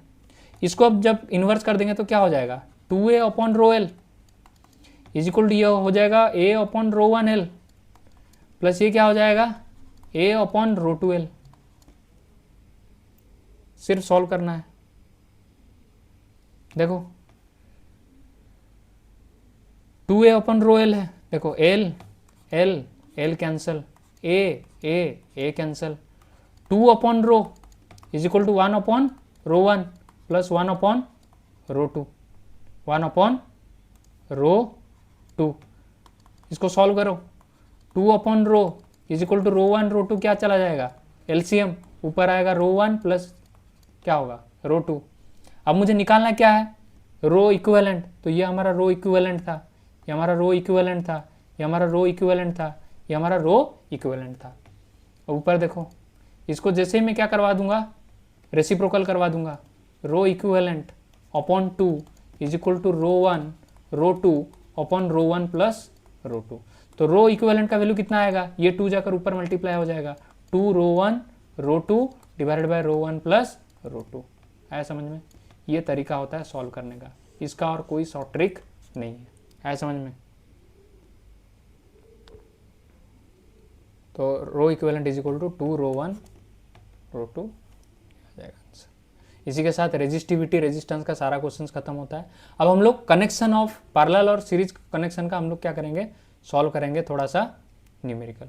देखो पूछ रहा है the least resistance obtained by using 2 ohm, 4 ohm and 1 ohm and 100 ohm least resistance कब ऑब्टेंड होगा? लीस्ट रेजिस्टेंस ऑब्टेंड होता है पैरेलल में। किस में ऑब्टेंड होता है? पैरेलल में। और मैक्सिमम रेजिस्टेंस किस में ऑब्टेंड होता है? सीरीज में। तो कैसे करेंगे? 1/R equivalent is equal to 1/2 plus 1/4 plus 1/1 plus 1/100। जो गधा होगा ये पूरे को सॉल्व करेगा, लेकिन जिसको कॉन्सेप्ट होगा डायरेक्टली लगा देगा। क्या है डायरेक्टली? लीस्ट रेजिस्टेंस ऑब्टेंड बोला है, और लीस्ट रेजिस्टेंस होता किसमें है? पैरेलल में। और पैरेलल में जो आर इक्विवेलेंट होता है it is less than the highest resistance. It is less than the highest resistance. जो हाईएस्ट रेजिस्टेंस है उससे भी इसका इक्विवेलेंट रेजिस्टेंस क्या आता है? कम होता है। मतलब पैरेलल कनेक्शन में हम लोग बहुत सारे रेजिस्टर लगाते हैं, जो इंडिविजुअल रेजिस्टर में से जिसका रेजिस्टेंस सबसे ज्यादा है उस रेजिस्टेंस से भी कम वैल्यू किसका आता है? किसका आता है? आर इक्विवेलेंट आता है। आया समझ में? दैट मीन्स क्या आ जाएगा? लेस देन 100 ओम आएगा। क्यों? क्योंकि जो सबसे हाईएस्ट क्या है? 100 ओम। तो 100 ओम से भी कम आएगा। क्लियर? चलो next. A wire of resistance 20 ohm, sorry देखो 100 ओम से भी कम आएगा। आया समझ में कि नहीं? मैं बोला था हाईएस्ट रेजिस्टेंस से भी कम आएगा कि मिनिमम रेजिस्टेंस से कम आएगा।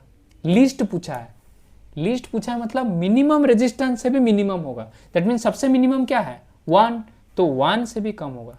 यहां पे रेक्टिफाई करना, जो सबसे लोएस्ट है कॉन्सेप्ट में थोड़ा सा सॉरी, जो सबसे लोएस्ट है यहां पे it is less than the lowest resistance. जो सबसे लोएस्ट रेजिस्टेंस है 1 ओम, 1 ओम से भी कम आएगा। तो ऑप्शन सही क्या हो जाएगा? सी। नेक्स्ट। और सीरीज में सर क्या होता है? अगर पैरेलल में less than the lowest resistance होता है तो सीरीज में क्या होगा?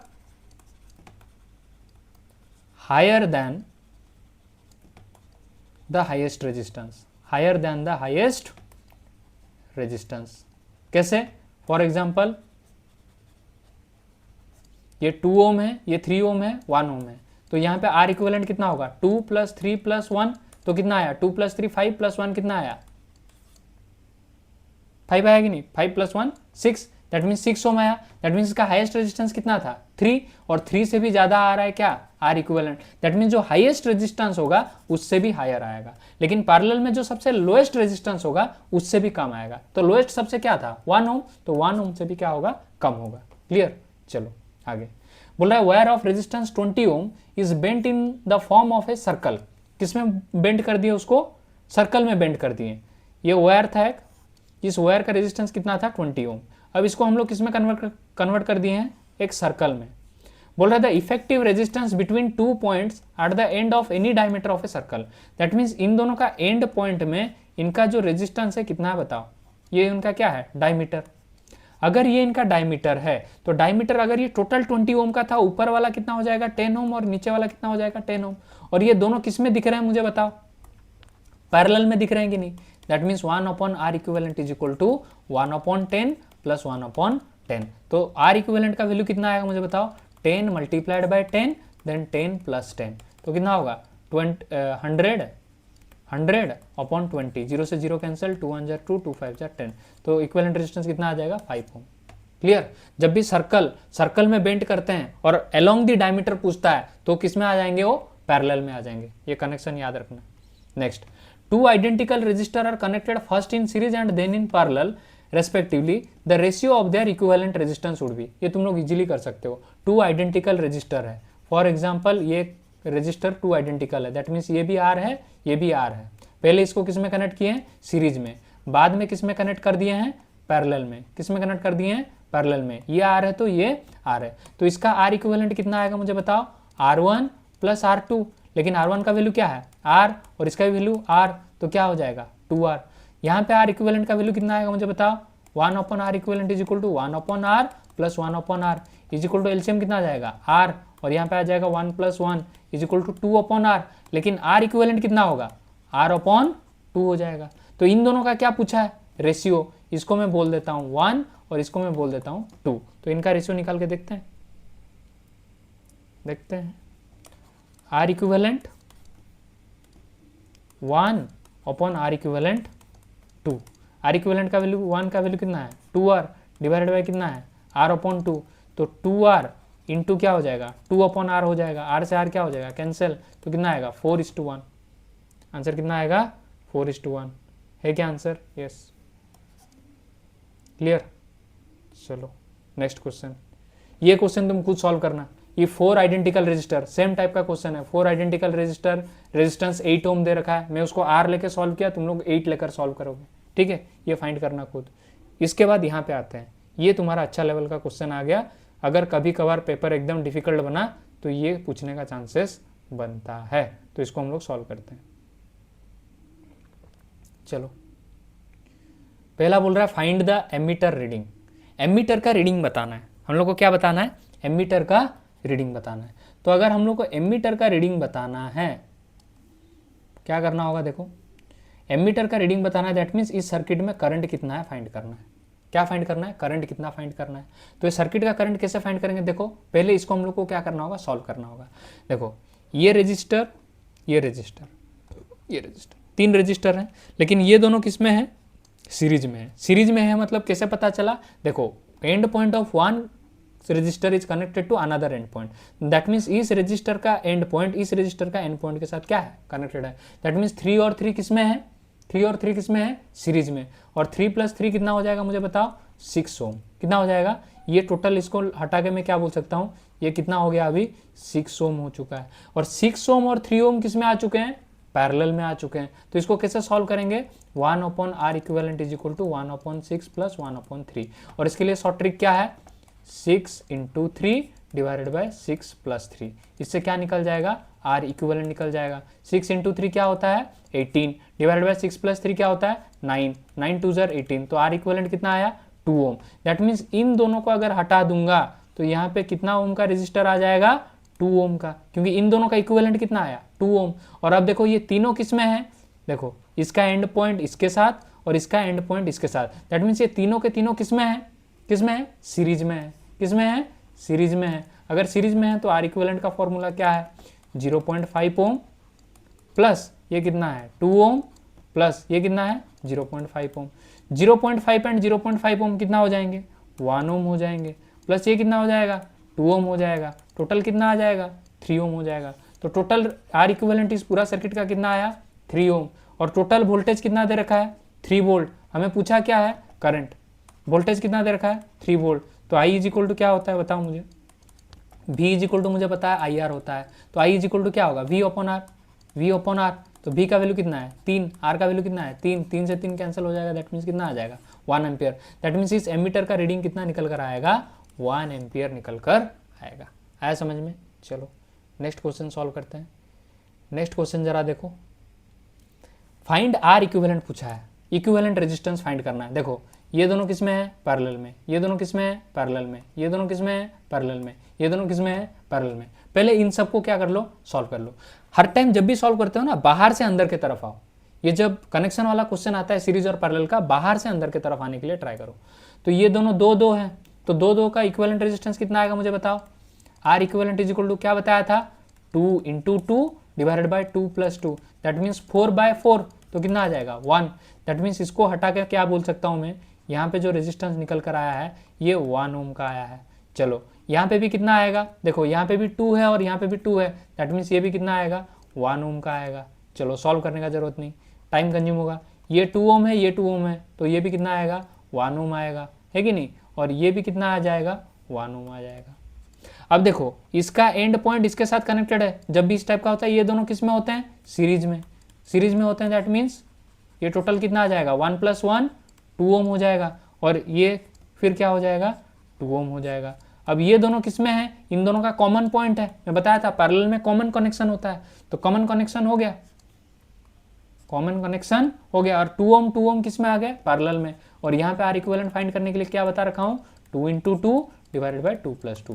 दैट मीन्स 4/4 कैंसिल हो जाएगा। तो कितना आ जाएगा? 1 ओम आएगा। इसका भी आंसर कितना आ जाएगा?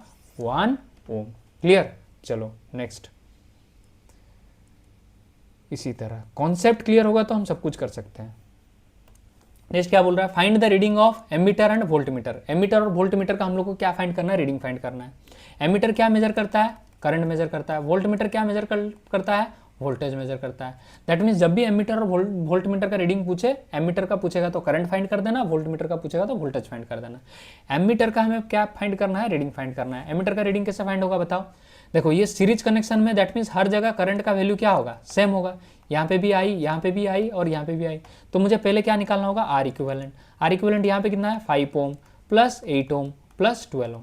तो 8 प्लस 12 कितना हो जाएगा, 20 प्लस ये कितना है 5, तो कितना हो जाएगा 25 ओम। और कितना वोल्टेज का बैटरी लगा रखा है, 6 वोल्ट का। कितना, 6 वोल्ट का। तो मुझे बताओ V इज इक्वल टू क्या होता है, IR, और I इज इक्वल टू क्या होता है, V अपॉन R। V का वैल्यू कितना दे रखा है 6, R का वैल्यू कितना दे रखा है 25। दैट मीन्स 6 अपॉन 25 एम्पियर है इसका रीडिंग। इसका रीडिंग कितना है, 6 अपॉन 25 एम्पियर। अब पूछ रहा है कि इसका वोल्टेज कितना होगा, इस रेजिस्टर के ऊपर इसका वोल्टेज कितना होगा। सीधा 6 वोल्ट मार के मत आना, क्यों, क्योंकि 6 वोल्ट में से ये कुछ खाया होगा, ये कुछ खाया होगा, और ये दोनों खाने के बाद जो बचा होगा इसके पास गया होगा। तो डायरेक्टली इसके ऊपर कैसे निकाल सकते हैं, इसका रेजिस्टेंस मुझे पता है 12 ओम है। इसके ऊपर करंट कितना जा रहा है, जितना टोटल सर्किट में जा रहा है। कितना जा रहा है टोटल सर्किट में, 6 अपॉन 25 ओम जा रहा है। That means V is equal to, फिर से क्या लगाऊंगा, IR। यहाँ पे वोल्टेज कितना है, फाइंड करना है। करंट कितना है, 6 अपॉन 25 मल्टीप्लाइड बाई इसका जो रेजिस्टेंस है, इसका वैल्यू कितना है 12 है। आया समझ में। दैट मीन्स ये कितना हो जाएगा 72 अपॉन 25 वोल्टेज। ये किसका रीडिंग होगा, वोल्ट मीटर का। ये किसका रीडिंग होगा, वोल्ट मीटर का। ये किसका रीडिंग होगा, एमीटर का। आया समझ में। इस टाइप का क्वेश्चन आएगा तो इसे सॉल्व करना है। इसको और एक बार रिवाइंड करके देखना, और एक बार समझ में आ जाएगा। ठीक है, मैं क्या क्या हूँ एक्चुअल में समझ में आ जाएगा। नेक्स्ट, अब उसके बाद लास्ट टॉपिक क्या बचा है, पावर। पावर को थोड़ा अच्छे से पढ़ते हैं। पावर क्या होता है, देखो इलेक्ट्रिकल पावर क्या होता है। Electrical power is nothing but the rate at which electrical energy is consumed. जिस रेट में इलेक्ट्रिकल एनर्जी कंज्यूम होता है, पर यूनिट टाइम में कितना एनर्जी ये बल्ब कंज्यूम कर रहा है, वो उसका क्या बता देगा, पावर बताएगा, है कि नहीं। तो पावर इज इक्वल टू क्या होता है, वर्क डन अपॉन टाइम। उसका फॉर्मूला क्या है, P is equal to W upon T। और वर्क डन और एनर्जी क्या है, एक इंटर रिलेटेड टर्म है। क्यों, क्योंकि वर्क डन का भी ऐसा यूनिट जूल होता है और एनर्जी का ऐसा यूनिट भी जूल होता है। तो वर्क डन के जगह में रिप्लेस करके क्या लिखा हूं, एनर्जी लिखा हूं। और इससे दो फॉर्मूले निकल कर आते हैं, P is equal to VI हो गया, ये प्राइमरी फॉर्मूला हो गया। और P is equal to VI से दूसरा फॉर्मूला निकल कर आता है P is equal to I square R, दूसरा आता है P is equal to V square by R।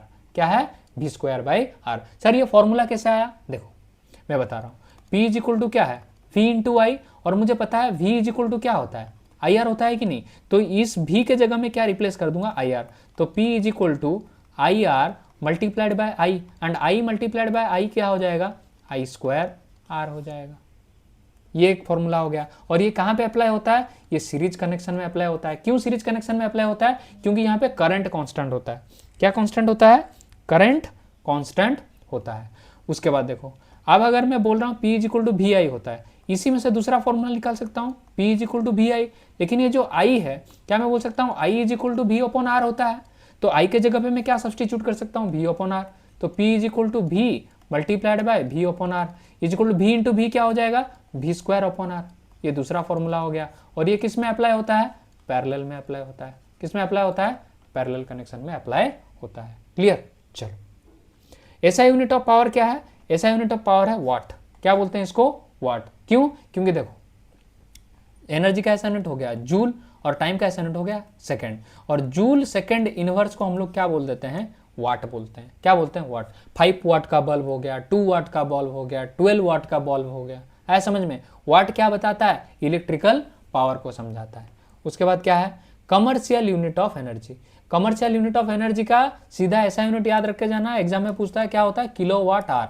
क्या है, kilowatt hour. And 1 kilowatt hour is equal to कितना होता है, 3.6 इंटू 10⁶ जूल। सर ये कैसे है, देखो मैं जस्ट अभी बताया कि जो पावर होता है उसका ऐसा यूनिट क्या होता है, जूल पर सेकंड। और जूल पर सेकंड को हम लोग क्या बोलते हैं, वाट बोलते हैं। लेकिन यहाँ पे किसके बारे में पूछ रहा है, एनर्जी, इलेक्ट्रिकल एनर्जी। एनर्जी का ऐसा यूनिट क्या होता है, जूल। यहाँ पे भी देखो एनर्जी का ऐसा यूनिट में क्या बताया, जूल। दैट मीन्स यहाँ पे ऐसा यूनिट क्या आना चाहिए, जूल आना चाहिए। तो किलोवाट को मैं किस में कन्वर्ट कर दूंगा, वाट में। तो 1 किलोवाट कितना वाट होता है, 1000 वाट। लेकिन वाट को मैं क्या बोल सकता हूँ, joule per second. Joule per second multiplied by 1 hour कितना सेकंड होता है, 3600 सेकंड होता है।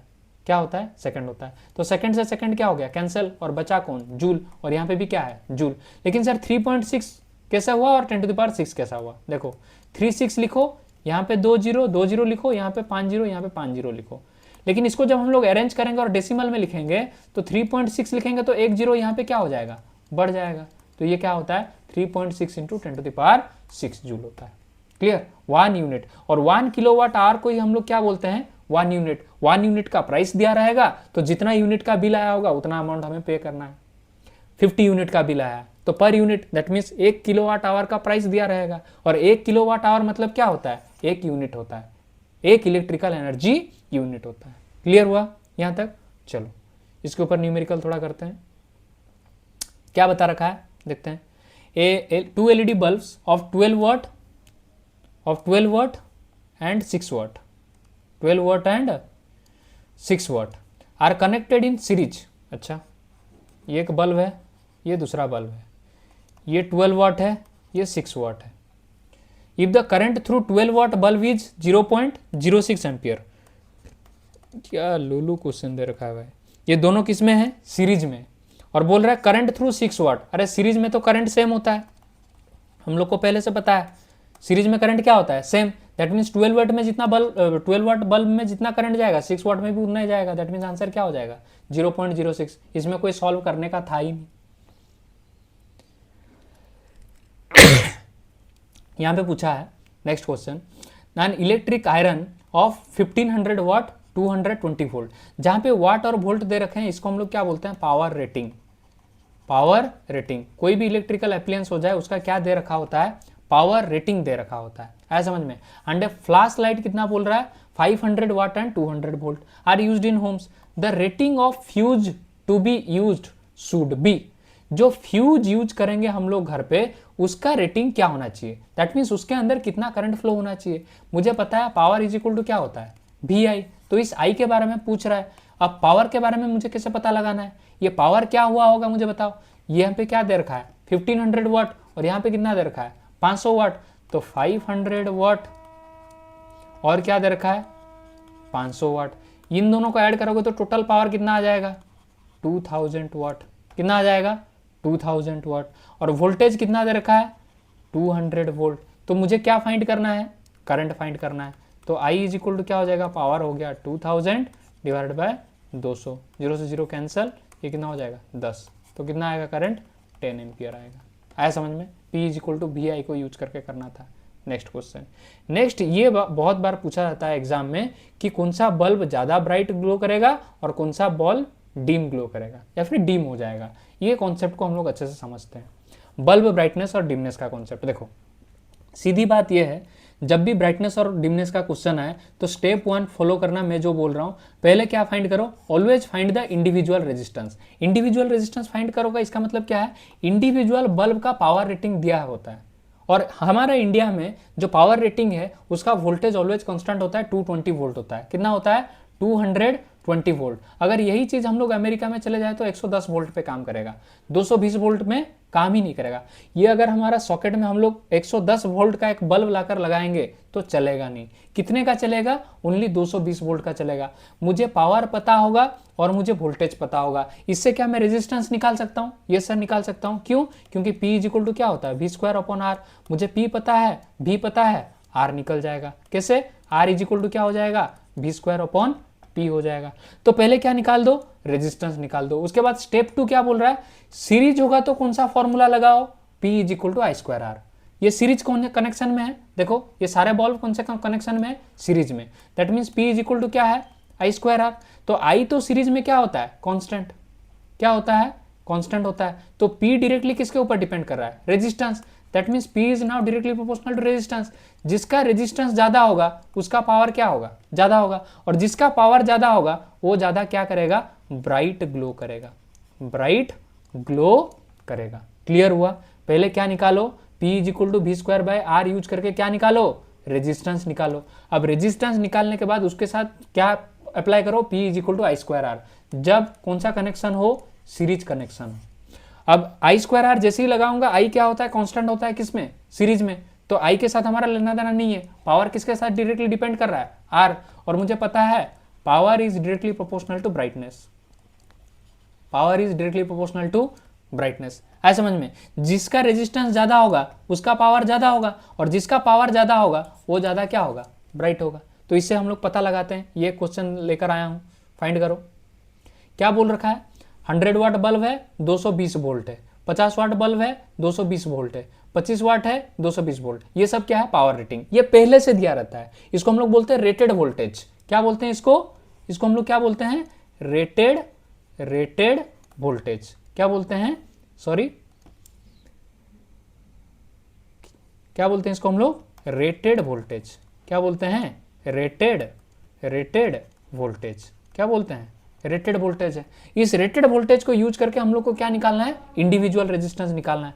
तो R1 का वैल्यू कितना निकल कर आएगा मुझे बताओ, 220 का स्क्वायर डिवाइडेड बाय इसका पावर कितना दे रखा है, 100 वाट। सेकंड का कितना दे रखा है बताओ, R2 का वैल्यू कितना आएगा मुझे बताओ, 220 का स्क्वायर डिवाइडेड बाय रेजिस्टेंस कितना, पावर कितना दे रखा है, 50 दे रखा है। और R3 का वैल्यू कितना आएगा बताओ, 220 का स्क्वायर डिवाइडेड बाय यहाँ पे कितना दे रखा है, 25 दे रखा है पावर। अब मुझे बताओ हर जगह वोल्टेज क्या हो गया, सेम। दैट मीन्स रेजिस्टेंस अब किसके ऊपर डिपेंड कर रहा है, पावर। अब पावर किसका जिसका ज्यादा है उसका रेजिस्टेंस क्या है, कम। अरे जिसका पावर सबसे ज्यादा है अब रेजिस्टेंस क्या होगा, कम, क्योंकि इनवर्सली प्रोपोर्शनल है। सबसे ज्यादा पावर किसका है, 100 वाट का। दैट मीन्स इसका रेजिस्टेंस सबसे क्या होगा, कम। अब मुझे बताओ अगर रेजिस्टेंस कम हुआ तो पावर भी क्या हो जाएगा, कम। क्यों, क्योंकि सीरीज में हम लोग कौन सा फॉर्मूला यूज करते हैं, P = I²R। और I²R तो यूज करते हैं, लेकिन I क्या होता है, कांस्टेंट। और पावर डायरेक्टली किसके ऊपर अभी डिपेंड कर रहा है, रेजिस्टेंस के ऊपर। तो रेजिस्टेंस सबसे मिनिमम किस में है, 100 वाट में। तो अगर रेजिस्टेंस मिनिमम है 100 वाट में तो पावर भी किस में मिनिमम होगा, 100 वाट में मिनिमम होगा। दैट मीन्स ये क्या हो जाएगा, ये डीम होगा, और ये सबसे क्या हो जाएगा, ब्राइट। क्या हो जाएगा, ब्राइट। तो सीरीज में सीधा याद रखना ट्रिक, क्या याद रखना है, जब भी सीरीज दे रखा हो ट्रिक क्या है कि जिसका पावर सबसे क्या हो, मिनिमम, जिसका पावर सबसे मिनिमम वो क्या हो जाएगा, ब्राइट हो जाएगा। वो क्या हो जाएगा, सबसे ब्राइटली ग्लो करेगा। कंडीशन अप्लाइड कि सबका रेटेड वोल्टेज क्या हो, सेम हो। सबका रेटेड वोल्टेज क्या हो, सेम हो। ये बात याद रखना है, ये बात हमें याद रखना है कि सीरीज में जहां पे पावर मिनिमम होगा वही सबसे क्या होगा, ब्राइट होगा। तो इसका ऑर्डर क्या होगा ब्राइटनेस का, सबसे ब्राइट ग्लो करेगा 3 नंबर, उसके बाद 2 नंबर, उसके बाद 1 नंबर। क्लियर। चलो नेक्स्ट देखते हैं। वही चीज हम लोग किस में अप्लाई करेंगे, पैरेलल में। पहला स्टेप क्या है, always find the individual resistance. तो इंडिविजुअल रेजिस्टेंस फाइंड करते हैं इसका। इंडिविजुअल रेजिस्टेंस जब भी हम लोग फाइंड करने जाए कौन सा फॉर्मूला लगाएंगे, P = V²/R। तो इंडिविजुअल रेजिस्टेंस मतलब R = क्या हो जाएगा, V²/P। अब इसका भी रेटेड वोल्टेज कितना होगा इंडिया में, 220 वोल्ट। ये भी कितना है, 220 वोल्ट। ये भी कितना है, 220 वोल्ट। तो सर ये जो वोल्टेज दे रखा है ये क्या है, ये गिवन वोल्टेज है, लेकिन ये क्या है, एलईडी बल्ब का पावर रेटेड वोल्टेज है। रेटेड वोल्टेज जो कंपनी दिया रहता है पहले से, आया समझ में। और यहाँ पे जो है वो तो क्वेश्चन में गिवन है, इसके साथ कोई लेना देना हमारा अभी नहीं है। P = V²/R, R क्या हो गया, V²/P। अब मुझे बताओ R V²/P हो गया। V कितना है, 220 अपॉन पावर कितना हो गया, 100। ये क्या हो गया, R1। R2 का क्या होगा, वही हाल, 220 का स्क्वायर अपॉन पावर कितना है, 50।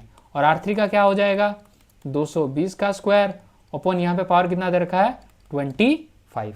आया समझ में, ये बात हुआ। उसके बाद क्या कंपैरिजन करना है, यहाँ पे फॉर्मूला लगाना है P = V²/R। और हमें पता है पैरेलल में वोल्टेज हर जगह क्या होता है, सेम। वोल्टेज क्या होता है, सेम। दैट मीन्स वोल्टेज के साथ कंपैरिजन कुछ नहीं है। दैट मीन्स रेजिस्टेंस जिसका मिनिमम होगा उसका पावर क्या हो जाएगा, मैक्सिमम। तो रेजिस्टेंस सबसे मिनिमम किसका है, 25 का मिनिमम है, तो पावर किसका हो जाएगा, इसका मैक्सिमम। लेकिन एक बात यहाँ पे ध्यान रखो, यहाँ पे रेजिस्टेंस इसका क्या होगा, सबसे मिनिमम। क्यों, क्योंकि 100 नीचे आ चुका है। ये क्या है, डिनोमिनेटर बड़ा होगा तो वो वैल्यू क्या होगा, घटेगा।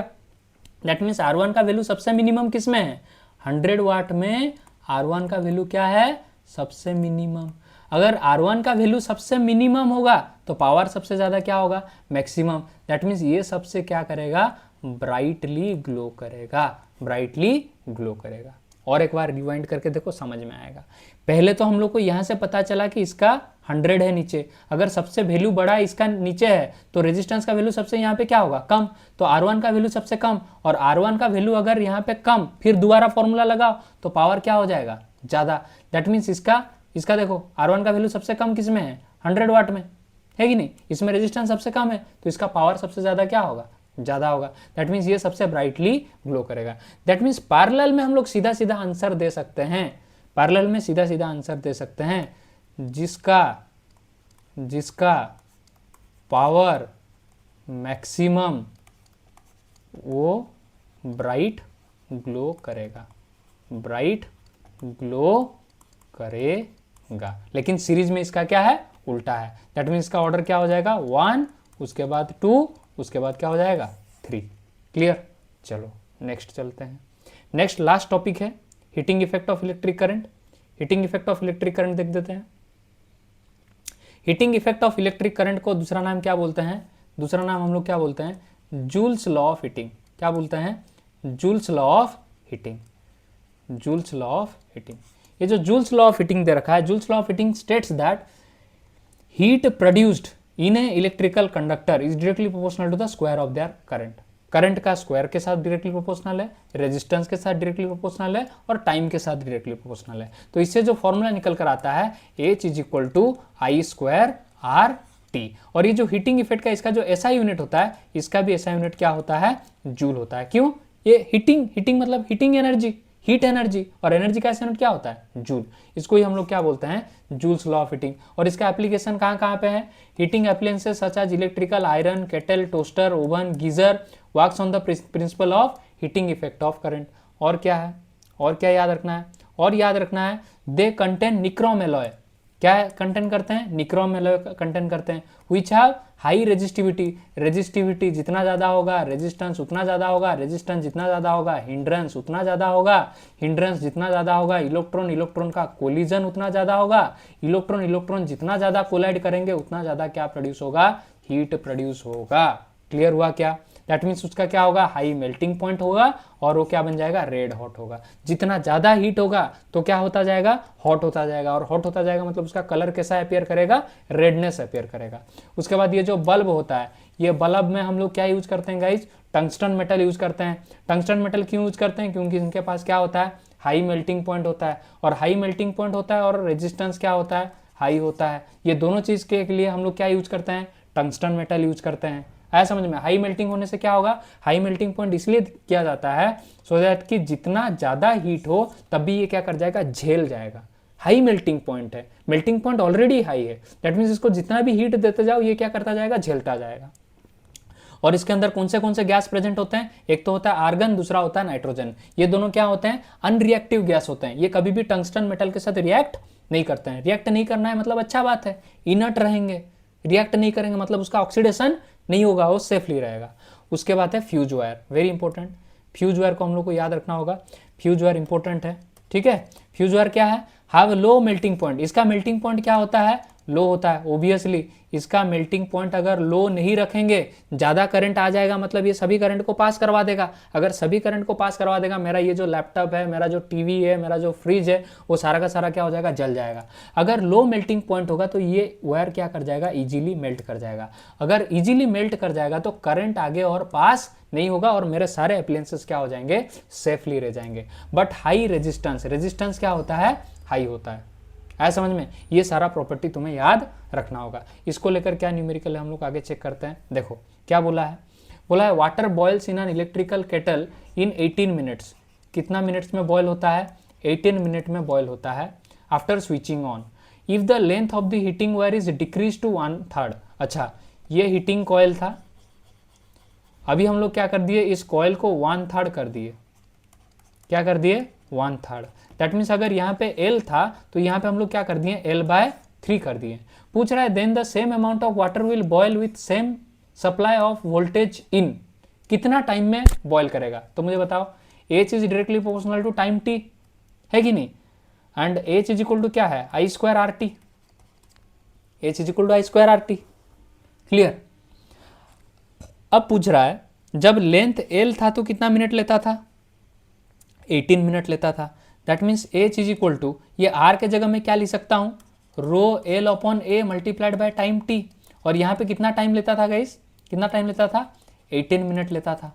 अब पूछ रहा है कि अगर 1/3 कर दिए, दैट मीन्स ये लेंथ को, अगर लेंथ को मैं l/3 टाइम कर दिया, अगर ये पूरा का वैल्यू 18 मिनट था, जब l/3 कर दिया, ये एज किसके ऊपर डायरेक्टली डिपेंडेंट है, रेजिस्टेंस के ऊपर। और रेजिस्टेंस डायरेक्टली किसके ऊपर डिपेंडेंट है, लेंथ के ऊपर। नहीं है समझ में, देखो H is directly proportional to R and R is directly proportional to L, है कि नहीं, and H is also directly proportional to time T. अगर H is directly proportional to 18 minute, जब लेंथ कितना था एल, अगर अब H is directly proportional to, अगर l/3 हो जाएगा तो 18/3 कर दूंगा, दैट मीन्स 3 6 जार कितना हो जाएगा 18, दैट मीन्स कितना मिनट आएगा 6 मिनट। सीधा आंसर कितना आएगा 6 मिनट। कुछ सोचने का ही बात नहीं था, आया समझ में। नेक्स्ट क्वेश्चन पूछ रहा है 50 joule heat is produced each second. अच्छा जूल, अच्छा हीट का वैल्यू कितना दे रखा है 50 जूल, ईच सेकेंड मतलब टाइम कितना दे रखा है 1 सेकेंड। इन्हें 2 ओम रजिस्टर, आर कितना दे रखा है 2 ओम दे रखा है। Potential difference across the register is, क्या पूछा है, भी पूछा है। हमें क्या पता है, H is equal to I square R T, है समझ में। एच का वैल्यू कितना है 50, आई स्क्वायर का वैल्यू मुझे नहीं पता, आर का वैल्यू मुझे पता है 2, टी का वैल्यू मुझे पता है 1। अब आई स्क्वायर का वैल्यू कितना हो जाएगा 50/2, तो कितना आ जाएगा 25। तो आई का वैल्यू कितना आ जाएगा √25, √25 कितना होता है 5 एम्पियर। अब पूछा क्या है वोल्टेज, वोल्टेज क्या होता है V is equal to I R. I का वैल्यू कितना आया यहाँ से 5 एम्पियर, मल्टीप्लाई बाय रेजिस्टेंस कितना दे रखा है 2 ओम, तो कितना आ जाएगा 10 वोल्ट। कितना आ जाएगा आंसर 10 वोल्ट। क्लियर, चलो आगे।